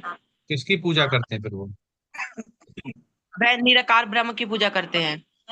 क्या होता है वो? वह तेज जो भगवान के ही, ऐसा माना जाता है कि वह तेज भगवान के ही शरीर से निकलने वाली, भगवान चरण के अंगूठे से निकलने वाली एक तेज को ही ब्रह्म ज्योति मानकर उसे ही पर ब्रह्म मानकर उसकी पूजा करते हैं। ठीक है। अब अगला प्रश्न जो है कि जो भगवान कृष्ण की सीधे पूजा नहीं करते उनका क्या होता है? हरे कृष्णा प्रभु जी। यस माता जी। प्रभु जी, जो भगवान कृष्ण की सीधी पूजा नहीं करते हैं वो जैसे कि जो अन्य देवताओं की पूजा करते हैं वो पूजा लगती तो भगवान कृष्ण को ही है अंत में जाके, लेकिन क्योंकि वो देवताओं की पूजा करते हैं तो वो अपने अपने जो देवताओं के कुछ लोग हैं जैसे कि भगवान शंकर जी का है, ब्रह्मा जी का है, इस तरीके के जो लोग हैं वहां पर जाते हैं प्रभु जी। और इसके अलावा प्रभु जी जो निर्गुण जो वादी होते हैं वो भगवान के सत्य स्वरूप को पहचानते नहीं हैं। वो केवल ये सोचते हैं कि भगवान जो है वो एक शून्य है, अर्थात वो एक ब्रह्म लॉ की बात करते हैं कि ब्रह्म लॉ है और उसमें हमको जाके मिलना है। तो वो उनकी आध्यात्मिक उन्नति तो होती है लेकिन वो उस लॉ तक ही जा पाते हैं, उससे आगे जो गोलोक वृंदावन धाम है, जो बैकुंठ धाम है, वहां तक वो प्रभु जी नहीं जा पाते हैं। तो भगवान कृष्णा उनकी प्रभु। मदद क्यों नहीं करता? निराकारवादी को जो जानता है कि ब्रह्म तेज भगवान का है, भगवान बोलते भी है कि भगवत गीता में यही हमारा परम तेज है, तो भगवान उसकी मदद क्यों नहीं करते हैं फिर? तो वो अभी प्रभु हम जी बोल रहे देवता की पूजा करते हैं तो इनडायरेक्टली हम देवता की पूजा करके डायरेक्टली भगवान की कर रहे हैं। अब वो निराकार की कर रहा है, वो भी भगवान का तेज है, तो भगवान यहाँ पे तो बोल रहे हैं कि वो सीधे मेरी कर रहा है, और यहाँ पे आप बोल रहे हैं कि वो निराकार की करता है तो वो ब्रह्म ज्योति तक जा पाएगा, तो भगवान उसकी मदद क्यों नहीं करते हैं? प्रभु जी, क्योंकि बैकुंठ लोक तक पहुंचना तो हर भक्त के लिए संभव नहीं है, क्योंकि उसके लिए यहाँ पर हमें शुद्ध भक्त बनना पड़ेगा। जैसे अध्याय 12 में भगवान ने यहाँ कुछ गुण बताए हैं, उसके जिस भक्त के अंदर वो गुण होते हैं वही केवल देखता है। जैसे कि एक तरह से सबको समान दृष्टि से देखना, अच्छा इसके साथ साथ दयालु और क्षमाशील होना और ईश्वर पर ही पूरी तरह से निर्भर रहना। प्रभु जी, निराकारवादी जो होते हैं ना, उनकी उपासना इतनी कठिन हो जाती है। हम केवल देहधारी जीव हैं, तो जब तक हम भगवान की देह को नहीं पहचान पाएंगे, उनको नहीं देख पाएंगे। अब जैसे मंदिर में हम जाते हैं, भगवान जगन्नाथ जी को देखते हैं, तो उनकी देह को देखते ही हमारे मन के अंदर खुशी होती है, बहुत मन उल्लास से भर जाता है, बहुत प्रसन्न हो जाता है। तो यहाँ पर हमारी उपासना बहुत सरल हो जाती है। लेकिन निर्गुणवादी तो वो चीज देख ही नहीं रहे हैं, तो उनको वो चीज समझ में नहीं आती। और भगवान का क्लियर कहना यह है कि जो मेरे पास आना चाहता है, जो अपने प्रयास करता है, कर्म करता है, उस कर्म को अपने करें, और जैसी वो भक्ति चाहता है वैसी वो भक्ति करें। परंतु बैकुंठ लोक में केवल उन्हीं को ही एंट्री मिलती है जो सगुण भक्ति अर्थात पूर्ण शुद्ध भक्ति करते हैं। यस। प्रभु जी, वह विधि नहीं है, विधि बताया गया है, हरे कृष्णा कृष्णा कृष्णा हरे हरे, हरे राम राम राम हरे हरे। यही विधि सर्वमान्य है प्रभु जी। यस यस, बहुत अच्छे आंसर बताए। देखो जो उदाहरण हम बता रहे हैं, आपसे उदाहरण पूछा तो उदाहरण नहीं बताए आपने, तात्पर्य में आते हरे भी और चार लोग बताते भी। यस माता जी। हरे कृष्ण प्रभु जी, इसका जैसे उदाहरण के लिए अगर हम किसी राजा से मिलेंगे तो राजा राजा से मिलेंगे तो राजा से ही मिलेंगे ना, लेकिन उससे अगर हमारा घराई से रिलेशन होगा तो फिर हम उसके साथ घरेलू रिलेशन में जाएंगे ना। उसी तरह से अगर कोई ब्रह्म ज्योति को पूछता है तो उसकी आध्यात्मिक उन्नति तो हो ही रही है, आध्यात्मिक उन्नति हो रही है, लेकिन वो भगवान को प्राप्त नहीं करेंगे क्योंकि उनको वो पर्सनल रिलेशन ही नहीं पता है ना। वो जब वो रिलेशन जानते ही नहीं है तो वहां तक कैसे जाएंगे। हाँ, इसी पे एग्जाम्पल जो आचार्य लोग क्या बोलते हैं, जैसे आपने एक बिल्ली का बच्चा देखा होगा ले जाते हुए, या शेर का, कैसे जी करता है, वो कैसे ले जाता है? दांत से, मतलब हाँ, मुंह पकड़ के से ले मुंह जाते हैं। में तो दाब उसमें के लेके उसमें, जाते हैं ना। हाँ, दांत से उसमें पकड़ के लेते जिम्मेदारी हैं। किसकी होती है? बिल्ली की, माँ की। माँ की, उसमें माँ मतलब की, हाँ, बिल्ली की जिम्मेदारी होती है कि बच्चा गिर ना जाए। ठीक है, तो हम्म, ये कौन हो गया? सगुणवादी। इसमें जिम्मेदारी कितनी है? भगवान की, कि बच्चा गिर ना जाए, हम्म, मतलब हम लोग गिर ना जाए। तो ऐसी भक्ति करते हैं। दूसरी तरफ आप देखेंगे निराकारवादी। आपने अब दूसरी तरफ बंदर का बच्चा देखा? बंदर बंदर की माँ पकड़ के ले जाती है, बच्चा पकड़ के रहता है। बच्चा बच्चा पकड़ पकड़ के रहता बच्चा पकड़ बच्चा के माँ तो रहता को है। पकड़ लेता है। निराकारवादी ऐसा ही है, जिसमें कि बंदर जैसा है। इसमें गिरने का किसको डर है? कौन पकड़ के रखेगा तो गिरेगा या नहीं गिरेगा? बच्चा बच्चा पकड़ गिरेगा। अच्छा। बच्चा। तो इसका मतलब किसकी जिम्मेदारी होगी यहाँ पे? भक्त की जिम्मेदारी होगी कि वो भगवान को पकड़ के रखे या भगवान के पास जाए। भगवान उसको अपने पास नहीं बुला के पकड़ने की जिम्मेदारी उसकी नहीं है, क्योंकि वो उनको सीधे डायरेक्ट उनको पकड़ नहीं रहा है। तो इसलिए बंदर और शेर के हिसाब से रखो। शेरनी बच्चे को पकड़ती भी है। दूसरी तरफ से आप देखेंगे तो ये लगेगा ये दांत में दबाए हुए खाने के लिए लेके जा रही है, लेकिन उसको दांत भी नहीं लगने देगी वो, और बड़े जी आराम से लेके जाएगी। पूरी जिम्मेदारी उसकी रहेगी, लड़ाई की, बच्चे गिराने की। और यहाँ पे क्या है? निराकारवादी का गिरने का इसीलिए डर रहता है, आचार्य लोग बोलते हैं, क्योंकि यहाँ पे बंदर जैसा है। बंदर जब एक पेड़ से दूसरे पेड़ पे जाएगी, या फीमेल बंदरिया जिसको बोलते हैं, वो जाएगी, बच्चा अगर पकड़े हुए है, तो इसमें माँ की कोई जिम्मेदारी नहीं है। वो छलांग लगाएगी, अब बच्चा पकड़ा रहा तो नहीं गिरेगा, नहीं तो गिर जाएगा। तो आचार्य लोग ये बोलते हैं निराकारवादी वैसे ही है। वो पूरी जिम्मेदारी पकड़ के रखने की उसकी है, नहीं तो वो गिर सकता है। लेकिन सगुणवादी में, जो भगवान का भक्त है, भगवान से प्रेमा भक्ति करना चाह रहा है, उसमें पूरी जिम्मेदारी भगवान की है, उसको आगे ले जाने की, पकड़ने की।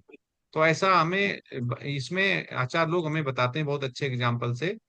और जो सगुणवादी होता है, वो हमेशा अपना जो पूजा करता है, भक्ति करता है, वो परमेश्वर की करता है।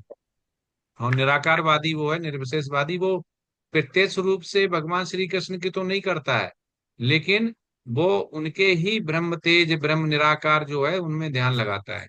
और जो अगला था कि भगवान श्री कृष्ण की पूजा जो डायरेक्ट नहीं करता है, प्रत्यक्ष नहीं करता है, तो उसका क्या होता है? लक्ष्य प्राप्त करता है या नहीं करता है? तो उसमें भी 12.3 और 12.4 में ये आता है कि वो अगर भगवान की अप्रत्यक्ष रूप से भी करता है, भगवान उन्हें का अंततः वो उन्हें ही पाता है, लेकिन उनको लिए वो स्मरण आना चाहिए।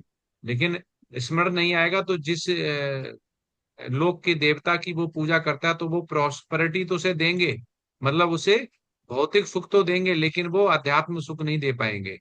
तो इसलिए जो लोग भगवान की प्रत्यक्ष रूप से पूजा नहीं करते हैं, अप्रत्यक्ष रूप से करते हैं, ठीक है, लेकिन अंत में उनका लक्ष्य जो अगर भगवान श्री कृष्ण होते हैं, तो वो श्री कृष्ण को प्राप्त करते हैं। नहीं तो जो उनका जन्म है, बहुत जन्म उनके लग जाते हैं भगवान श्री कृष्ण को पाने में। तो उनका जो पूरा अंत समय में अगर भगवान श्री कृष्ण को अगर याद कर लेते हैं, तो भगवान उनको एक्सेप्ट कर लेते हैं। लेकिन ये जो आचार्य लोग बोलते हैं, ये ज्यादातर, प्रभुपाद भी बोलते हैं, तात्पर्य में भी उन्होंने लिखा है कि ज्यादातर क्या होता है, इसमें बहुत जन्म लग जाते हैं समझने में। एक जन्म की बात नहीं है, इसमें बहुत जन्म लग जाते हैं। उसके बाद ये ज्ञान आता है कि हमें भगवान की डायरेक्ट पूजा करनी है, भगवान के शरण में जाना है। जैसे ये पता चल जाता है, तो वही आ गया शेर का बच्चा जैसा, कि वो भगवान की जिम्मेदारी होती है उसे पकड़ने की। हरे कृष्णा। तो आज का सत्र हरे हुआ कृष्ण। पूरा। बहुत अच्छे आप लोगों ने प्रेजेंटेशन दी, बहुत आपने जो भी क्वेश्चन किए हैं, ये इसमें समझने वाली बात है। इसमें नुकसान और फायदे वाली बात नहीं है कि हमने आंसर नहीं बताया, किसी और ने बताया नहीं। ये क्या है? ये सब भगवान के भक्त हैं। और भगवान के भक्ति के लिए अगर विचार विमर्श होता भी है, कोई बताता भी है, तो उसको अच्छा माना जाता है, ऐसा आचार्य लोग बोलते हैं। क्योंकि मंदिर में आनंदी प्रभु जी बता रहे थे जब हमें पढ़ाते थे वो, कि मंदिर में दो भक्त अगर लड़ रहे हैं, तो उनकी लड़ाई आप सोच के ये नहीं समझ सकते उनकी नॉर्मल लड़ाई है। उनकी लड़ाई किस लिए? सेवा के लिए। उनकी लड़ाई है भगवान को सेंटर में रखे। तो ऐसा ना समझे कि भक्त लड़ रहे हैं, भक्त भी लड़ते हैं, भक्त भी क्रोध करते हैं। भक्त क्रोध करेंगे, भक्त लड़ेंगे। हनुमान जी ने भी क्रोध किया और पूरी लंका जला दी, तो इसके मतलब ये थोड़ी हो वो भक्त नहीं हुए, वो गलत हो गए। उन्होंने भगवान के लिए किया। तो मंदिर में भी अगर कोई भक्त लड़ रहा है, झगड़ रहा है, तो उसको गलत ना समझ के ये सोचा जाए कि वो सेवा के भाव के लिए लड़ रहा है, भगवान के लिए लड़ रहा है। तो यहाँ पे भी जो प्रश्न का आंसर कोई बताता है, माता जी प्रभु जी, किसको आता है? सब भगवान के लिए कर रहे हैं। सेंटर में कौन है? भगवान। इसमें किसी का कोई अपना नुकसान है, अपना फायदा या अपना कुछ भी नहीं है। ठीक है, तो ऐसे ही आप मिलजुल के प्रश्न के आंसर बताइए और सभी को, सबका साथ सबका विकास वाले जो है ना आध्यात्म में, वैसे ही चलिए जिसमें सबका उद्धार हो ठीक जाए है। और सभी भगवत धाम जा पाए। हरि हरे बोल, कृष्णा। हरि बोल प्रभु प्रभु जी जी। हरे हरि कृष्णा बोल। मैं प्रभु। सबसे जूनियर हरे कृष्णा प्रभु डिवोटी। जी। प्रभु जी धन्यवाद प्रणाम प्रभु जी। जो चैप्टर हरे 11 है कृष्णा। उसमें एक्चुअली भगवान ने 5 तरह के उपासकों को बताया, 5 तरह के भक्त को बताया गया है। जो हाईएस्ट क्वालिटी के टॉप भक्त होते हैं वो शुद्ध भक्त, उसके बाद मिश्रित भक्त, उसके बाद विश्व पूर्ण रूप का जो पूजा करता है, फिर देवताओं की पूजा करता है, फिर निर्विशेषवाद निर्विशेष निर्विकार का, जो रोशनी और प्रकाश पर ध्यान करता है। यस तो यस। सबसे सबसे बड़ी बात क्या है प्रभु जी? जो निराकारवाद है वो आत्मा और परमात्मा से बहुत कोसों दूर रहता है। उसकी बुद्धि हम्म। सिर्फ शरीर मन और बुद्धि इसी 3 पर काम करता है। तो हमारे प्रभुपाद जी कहते हैं जहां आत्मा का ज्ञान नहीं है तो वो ज्ञान अधूरा है, मतलब वो मतलब पूर्ण हो ही नहीं सकता है। आत्मा परमात्मा अध्यात्म का ज्ञान अगर नहीं है तो लाइफ ही बेकार। प्रभुपाद जी बोलते हो तो लाइफ ही मतलब बेकार है। तो इसलिए यस प्रभु। आत्मा और परमात्मा का मतलब ज्ञान होना ही चाहिए। और उसमें फिर ज्ञान अगर हो जाता है तो परमात्मा की प्राप्ति के लिए आपको भक्ति ही सबसे विधि है जिसके थ्रू हम भगवान को पा सकते हैं। यस प्रभु, बहुत सुंदर बताया आपने। तो प्रभु जी धन्यवाद ये प्रभु जी। बताना चाह रहे हैं कि अगर हमें ये ज्ञान है कि हमारा शरीर क्या है और आत्मा क्या है, इसमें अगर डिफरेंस कर पा रहे हैं, जो कि प्रभुपाद ने अमेरिका में जाके बोला था कि प्रभुपाद भाई यू आर हियर, तो प्रभुपाद ने बताया था कि हम यहाँ पे क्योंकि हमारे गुरु की आज्ञा है। दूसरा, हम आपको ये विज्ञान बताने आए हैं, प्रैक्टिकल बताने आए हैं कि शरीर क्या है, आत्मा क्या है और भगवान से हमारा संबंध क्या है। ये दो चीजें प्रभुपाद ने बहुत स्टार्टिंग की, तो प्रभु जी ने बहुत अच्छा बताया। हरे कृष्ण। धन्यवाद प्रभु जी। हरे कृष्ण। हरे हरे कृष्णा प्रभु जी। हरे कृष्ण प्रभु जी। इस वक्त हरे हमारे लेवल 4 में सबसे जूनियर एक डिवोटी हैं, हाँ, कौन है? सिद्धांत कुमार प्रभु जी, सिद्धांत। ग्रुप किधर ई है? में। दिखाएंगे प्रभु जी थोड़ा अपना प्रभु जी अ, वो +2 के छात्र हैं, सगुण स्टूडेंट हैं। सगुण सगुण रूप दिखाएंगे अपना। सिद्धांत प्रभु जी। हेलो प्रणाम प्रभु जी। निराकार तो नहीं रहेंगे कहीं? देखिए नहीं। हाँ, हरि बोल। हाँ बहुत, हाँ दिखे दिखे सिद्धांत प्रभु जी। प्रभु जी आप बहुत भाग्यशाली हैं, क्योंकि आप इतनी कम एज पे आ गए कि आप बिल्कुल थोड़े प्रहलाद महाराज, ध्रुव महाराज से थोड़े ही बड़े होंगे। ठीक है, वो 7 इयर्स के थे। ठीक है, तो जितना जल्दी आ जाए, कभी कभी क्या होता है कि हमारे वंशावली ऐसी हो जाती है, हमें ये सिखा दिया जाता है कि जो भक्ति है वो बुढ़ापे के लिए है। एक्चुअली प्रभुपाद कहते हैं कि बुढ़ापा उसे नहीं माना जाता जो उम्र के साथ होता है। बुढ़ापा ये जाता है जब मृत्यु आ जाती है, उसी समय बुढ़ापा है। और आज मृत्यु तो माँ के गर्भ कभी में, कभी आता माँ के बाहर आने पे 1 महीने में, 2 महीने में, 1 दिन में, 10 दिन में, 5 दिन में, हमें पता ही नहीं होती मृत्यु कब आ जाएगी। तो मृत्यु से बचना तो संभव नहीं है, लेकिन हाँ, मृत्यु कैसी आएगी वो निर्भर करता है हमारे ऊपर कि हम कितने शुद्धि की तरफ जा रहे हैं।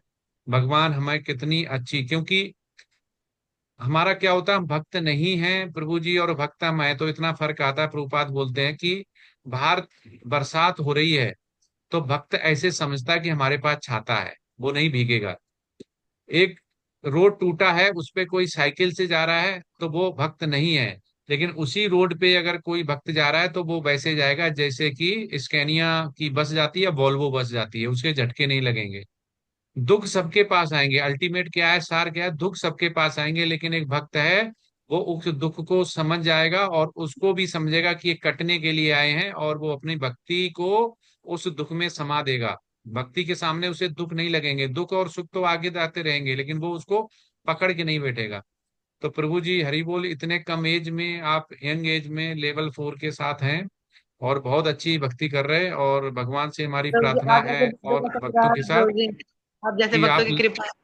हाँ आप लगे रहिए। आपने बहुत अच्छे कर्म किए होंगे कि कितनी कम एज में आप हैं, और आपने पिछले जन्म में या उससे पहले जन्म में, भगवान जब 5,000 साल पहले होंगे तो आपने गाय पाली होंगी या गोबर डाला होगा, कुछ तो जरूर किया होगा जो भगवान ने इतनी कम एज में आपको फल दिया है। क्योंकि ऐसा होता है प्रभु जी, आचार्य लोग ऐसे ही बोलते हैं कि हमने किसी न किसी जन्म में भगवान का अप्रत्यक्ष या प्रत्यक्ष रूप से सेवा की है, तभी हमें उसका ये फल मिलता है कि हम भगवान की भक्ति इस जन्म में कर पाते हैं। नहीं तो इस जन्म में हरे हमें कृष्णा। पहले हम किसी देवता से जुड़ेंगे, फिर हम शिव जी के पास जाएंगे, फिर उनके पास हजारों साल गुजर जाते हैं, उसके बाद जन्म लेते हैं हम, उसके बाद फिर हम वो हमें बताते हैं, रास्ता दिखाते हैं विष्णु भगवान की तरफ, भगवान श्री कृष्ण की तरफ। तो ऐसे पूरा आचार्य लोग फ्लो बताते हैं कि कितनी बार जन्म होता है, कितनी बार करते हैं। ठीक है प्रभु जी, आप लगे रहिए और पार्टिसिपेट कीजिए, अच्छी तरह से पढ़िए। और हाँ, ये भी है, साथ साथ में पढ़ाई भी करिए, क्योंकि अगर हम, प्रभुपाद कहते हैं हमारा शरीर स्वस्थ है तभी हम भक्ति कर पाएंगे। हमें हमारा पेट में जितना हमें चाहिए भक्ति करने के लिए उतना अन्न मिल रहा है तो हम भक्ति कर पाएंगे। तो वो भी जरूरी है, ये भी जरूरी है, बैलेंस करना है दोनों को। ऐसा नहीं एक ही तरफ भाग लेते हैं। वो ऐसा सन्यासी का भी आचार्य लोग मना करते हैं इतनी कम एज पे कि बिल्कुल ही सब कुछ छोड़ के बैठ जाएं। छोड़ो घर बार, चलो हरिद्वार, ऐसा पूरा जब तक कोई आपका डिपेंडेंसी अगर है तब तक ऐसा बगैर गुरु की आज्ञा के बगैर हमें डिसीजन नहीं लेना चाहिए। ठीक है, हरे कृष्णा। हरे कृष्णा प्रभु जी। हरे कृष्णा प्रभु जी, मैं दो बात दंडवत बोलना प्रणाम। चाहता था। धन्यवाद हरे प्रभु। मैं कृष्णा। दो बात बोलना चाहता हरे था। कृष्ण प्रभु दंडवत प्रणाम। हरे एक कृष्णा। तो हरे कृष्णा। हरे कृष्णा प्रभु जी सिद्धांत दंडवत प्रभु प्रणाम। जी, हरे प्रभु जी, कृष्णा। सिद्धांत प्रभु जी एक्चुअली कोई कुछ बोलना चाह रहा है। प्रभु जी, सिद्धांत प्रभु हमारे एजुकेशन और सबसे बड़ी खासियत क्या है उनका, मतलब अभी सुनाई नहीं दे रहा मुझे पूरा ढंग से। बाकी सब माइक बंद करो, एको हो रहा है आवाज। कोई एक बोले जो प्रभु जी बोल रहे हैं तो सुनाई देगा।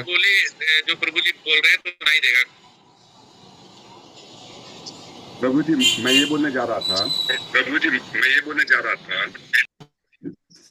मतलब सिद्धांत प्रभु जी में जो चेंजेस हुआ है, वो चेंजेस सबसे बड़ी बात क्या है, महाभागवत, मतलब गुरु महाराज को देख के उनके मन में आ कि मेरे को भी भक्ति करनी चाहिए। उसके बाद पूरा चेंजेस हो गया उनके लाइफ में। और basically he belong from Mathura, Vrindavan से उनका, मतलब उनका नेटिव प्लेस है, और रहते हैं अरे पंजाब क्या बात में। है प्रभु जी, मैं तो वृंदावन जाता रहता हूँ, जरूर दर्शन करेंगे हम। बहुत जल्दी जल्दी परिक्रमा करने जाते हैं, रुकते हैं वहां पे इस्कॉन के गेस्ट हाउस में। और एक और बात थी प्रभु जी, जो एक्चुअली हम लोग को प्रार्थना करनी है। हमारे विष्णु प्रभु जी है ना, उनके पिताजी सुबह में एक्सपायर कर गए थे, तो विष्णु प्रभु जी आज अटेंड के लिए क्लास है, बहुत बड़ी मतलब भगवान की कृपा है। और हम लोग एक तो 3 बार 3 प्रार्थना बार कर हरे लिए। कृष्ण महामंत्र करते हैं प्रभु जी के फादर के लिए कि उनको भगवान अपने धाम में और अपने चरण में स्थान दे, और उनके बेटे के द्वारा जो भी भक्ति मिल रही है उसमें उनका जो भी गंतव्य स्थान है वो उनको भगवान जितना सटीक दे सकता है, जितना नजदीक दे सकता है उतना अच्छा होगा। 3 बार हरे कृष्ण महामंत्र करेंगे। हरे कृष्ण कृष्ण कृष्ण हरे हरे, हरे राम राम राम हरे हरे। हरे कृष्ण कृष्ण कृष्ण हरे हरे, हरे राम राम राम हरे हरे। हरे कृष्ण कृष्ण कृष्ण हरे हरे, हरे राम राम राम हरे हरे। हरे राम राम राम हरे हरे कृष्णा। कृष्णा कृष्ण धन्यवाद कृष्ण प्रभु जी। हरे हरे, हरे राम राम राम हरे हरे। अरे बहुत सुंदर कि आप ऐसी भक्ति भी है कि आप इतने भी दुख में भी भगवान का भक्ति कर पा रहे हैं, ये बहुत बड़ी बात है। हरे कृष्णा। भगवान ही शक्ति देता है, भगवान में लगे रहिए। और भगवान नहीं भूलता है हमारी इस भक्ति को, किसी तरह से नहीं भूलता है। इतना विश्वास रखो कि जब प्रहलाद महाराज से उनके पिताजी ने बोला कि अभी तो मूवी भी आ गई है, सब लोग नहीं जानते या सुनते नहीं होंगे, तब भी देख के हमें याद रहता है कि इस पोल, मतलब इस खम्भे में भी भगवान है क्या। तो भगवान ने उनका मान रखने के लिए उस खम्भे में भी प्रकट हो गए। तो सोचिए भगवान कितने ज्यादा दयालु और कितने ज्यादा ध्यान रखने वाले हैं। तो भगवान कभी नहीं भूलता हमें। हम भगवान की भक्ति, हम एक कदम पढ़ेंगे बढ़ेंगे तो भगवान 100 कदम बढ़ाएगा, पर हमें भक्ति करते रहना चाहिए। हरे कृष्ण। ठीक है, तो आज चलते हैं। सभी जी को धन्यवाद बहुत प्रभु बहुत जी। हरे कृष्ण शुभकामनाएं। प्रभु जी दंडवत प्रणाम। हरे कृष्णा। हरे कृष्णा। वांछा हरे कृष्णा कृपा प्रभु जी, सिंधु सादर पिता चरण पतितनाम वंदन पावनेभ्यो दंडवत वैष्णवेभ्यो प्रणाम। नमो नमः। हरे कृष्ण कृष्ण हरे कृष्ण हरे हरे, हरे राम हरे राम राम हरे राम राम हरे हरे। राम राम हरे अनंत कोट वैष्णव वृंद की वैष्णव वृंद की जय। जय श्री प्रपाद की जय जय। जय सभी वैष्णव आचार्यों की जय। जय। सभी वैष्णव भक्तों की श्री श्री गुरु महाराज की जय। श्रीमद् भगवत गीता की जय। हरे कृष्णा। सभी को दंडवत प्रणाम। हरे कृष्णा प्रभु। हरे कृष्णा। चरण बंदन दंडवत प्रणाम, कोटि कोटि धन्यवाद प्रभु जी। हरे कृष्णा। आपके हरे आनंद की जय। आपके आनंद की जय। हरे कृष्ण।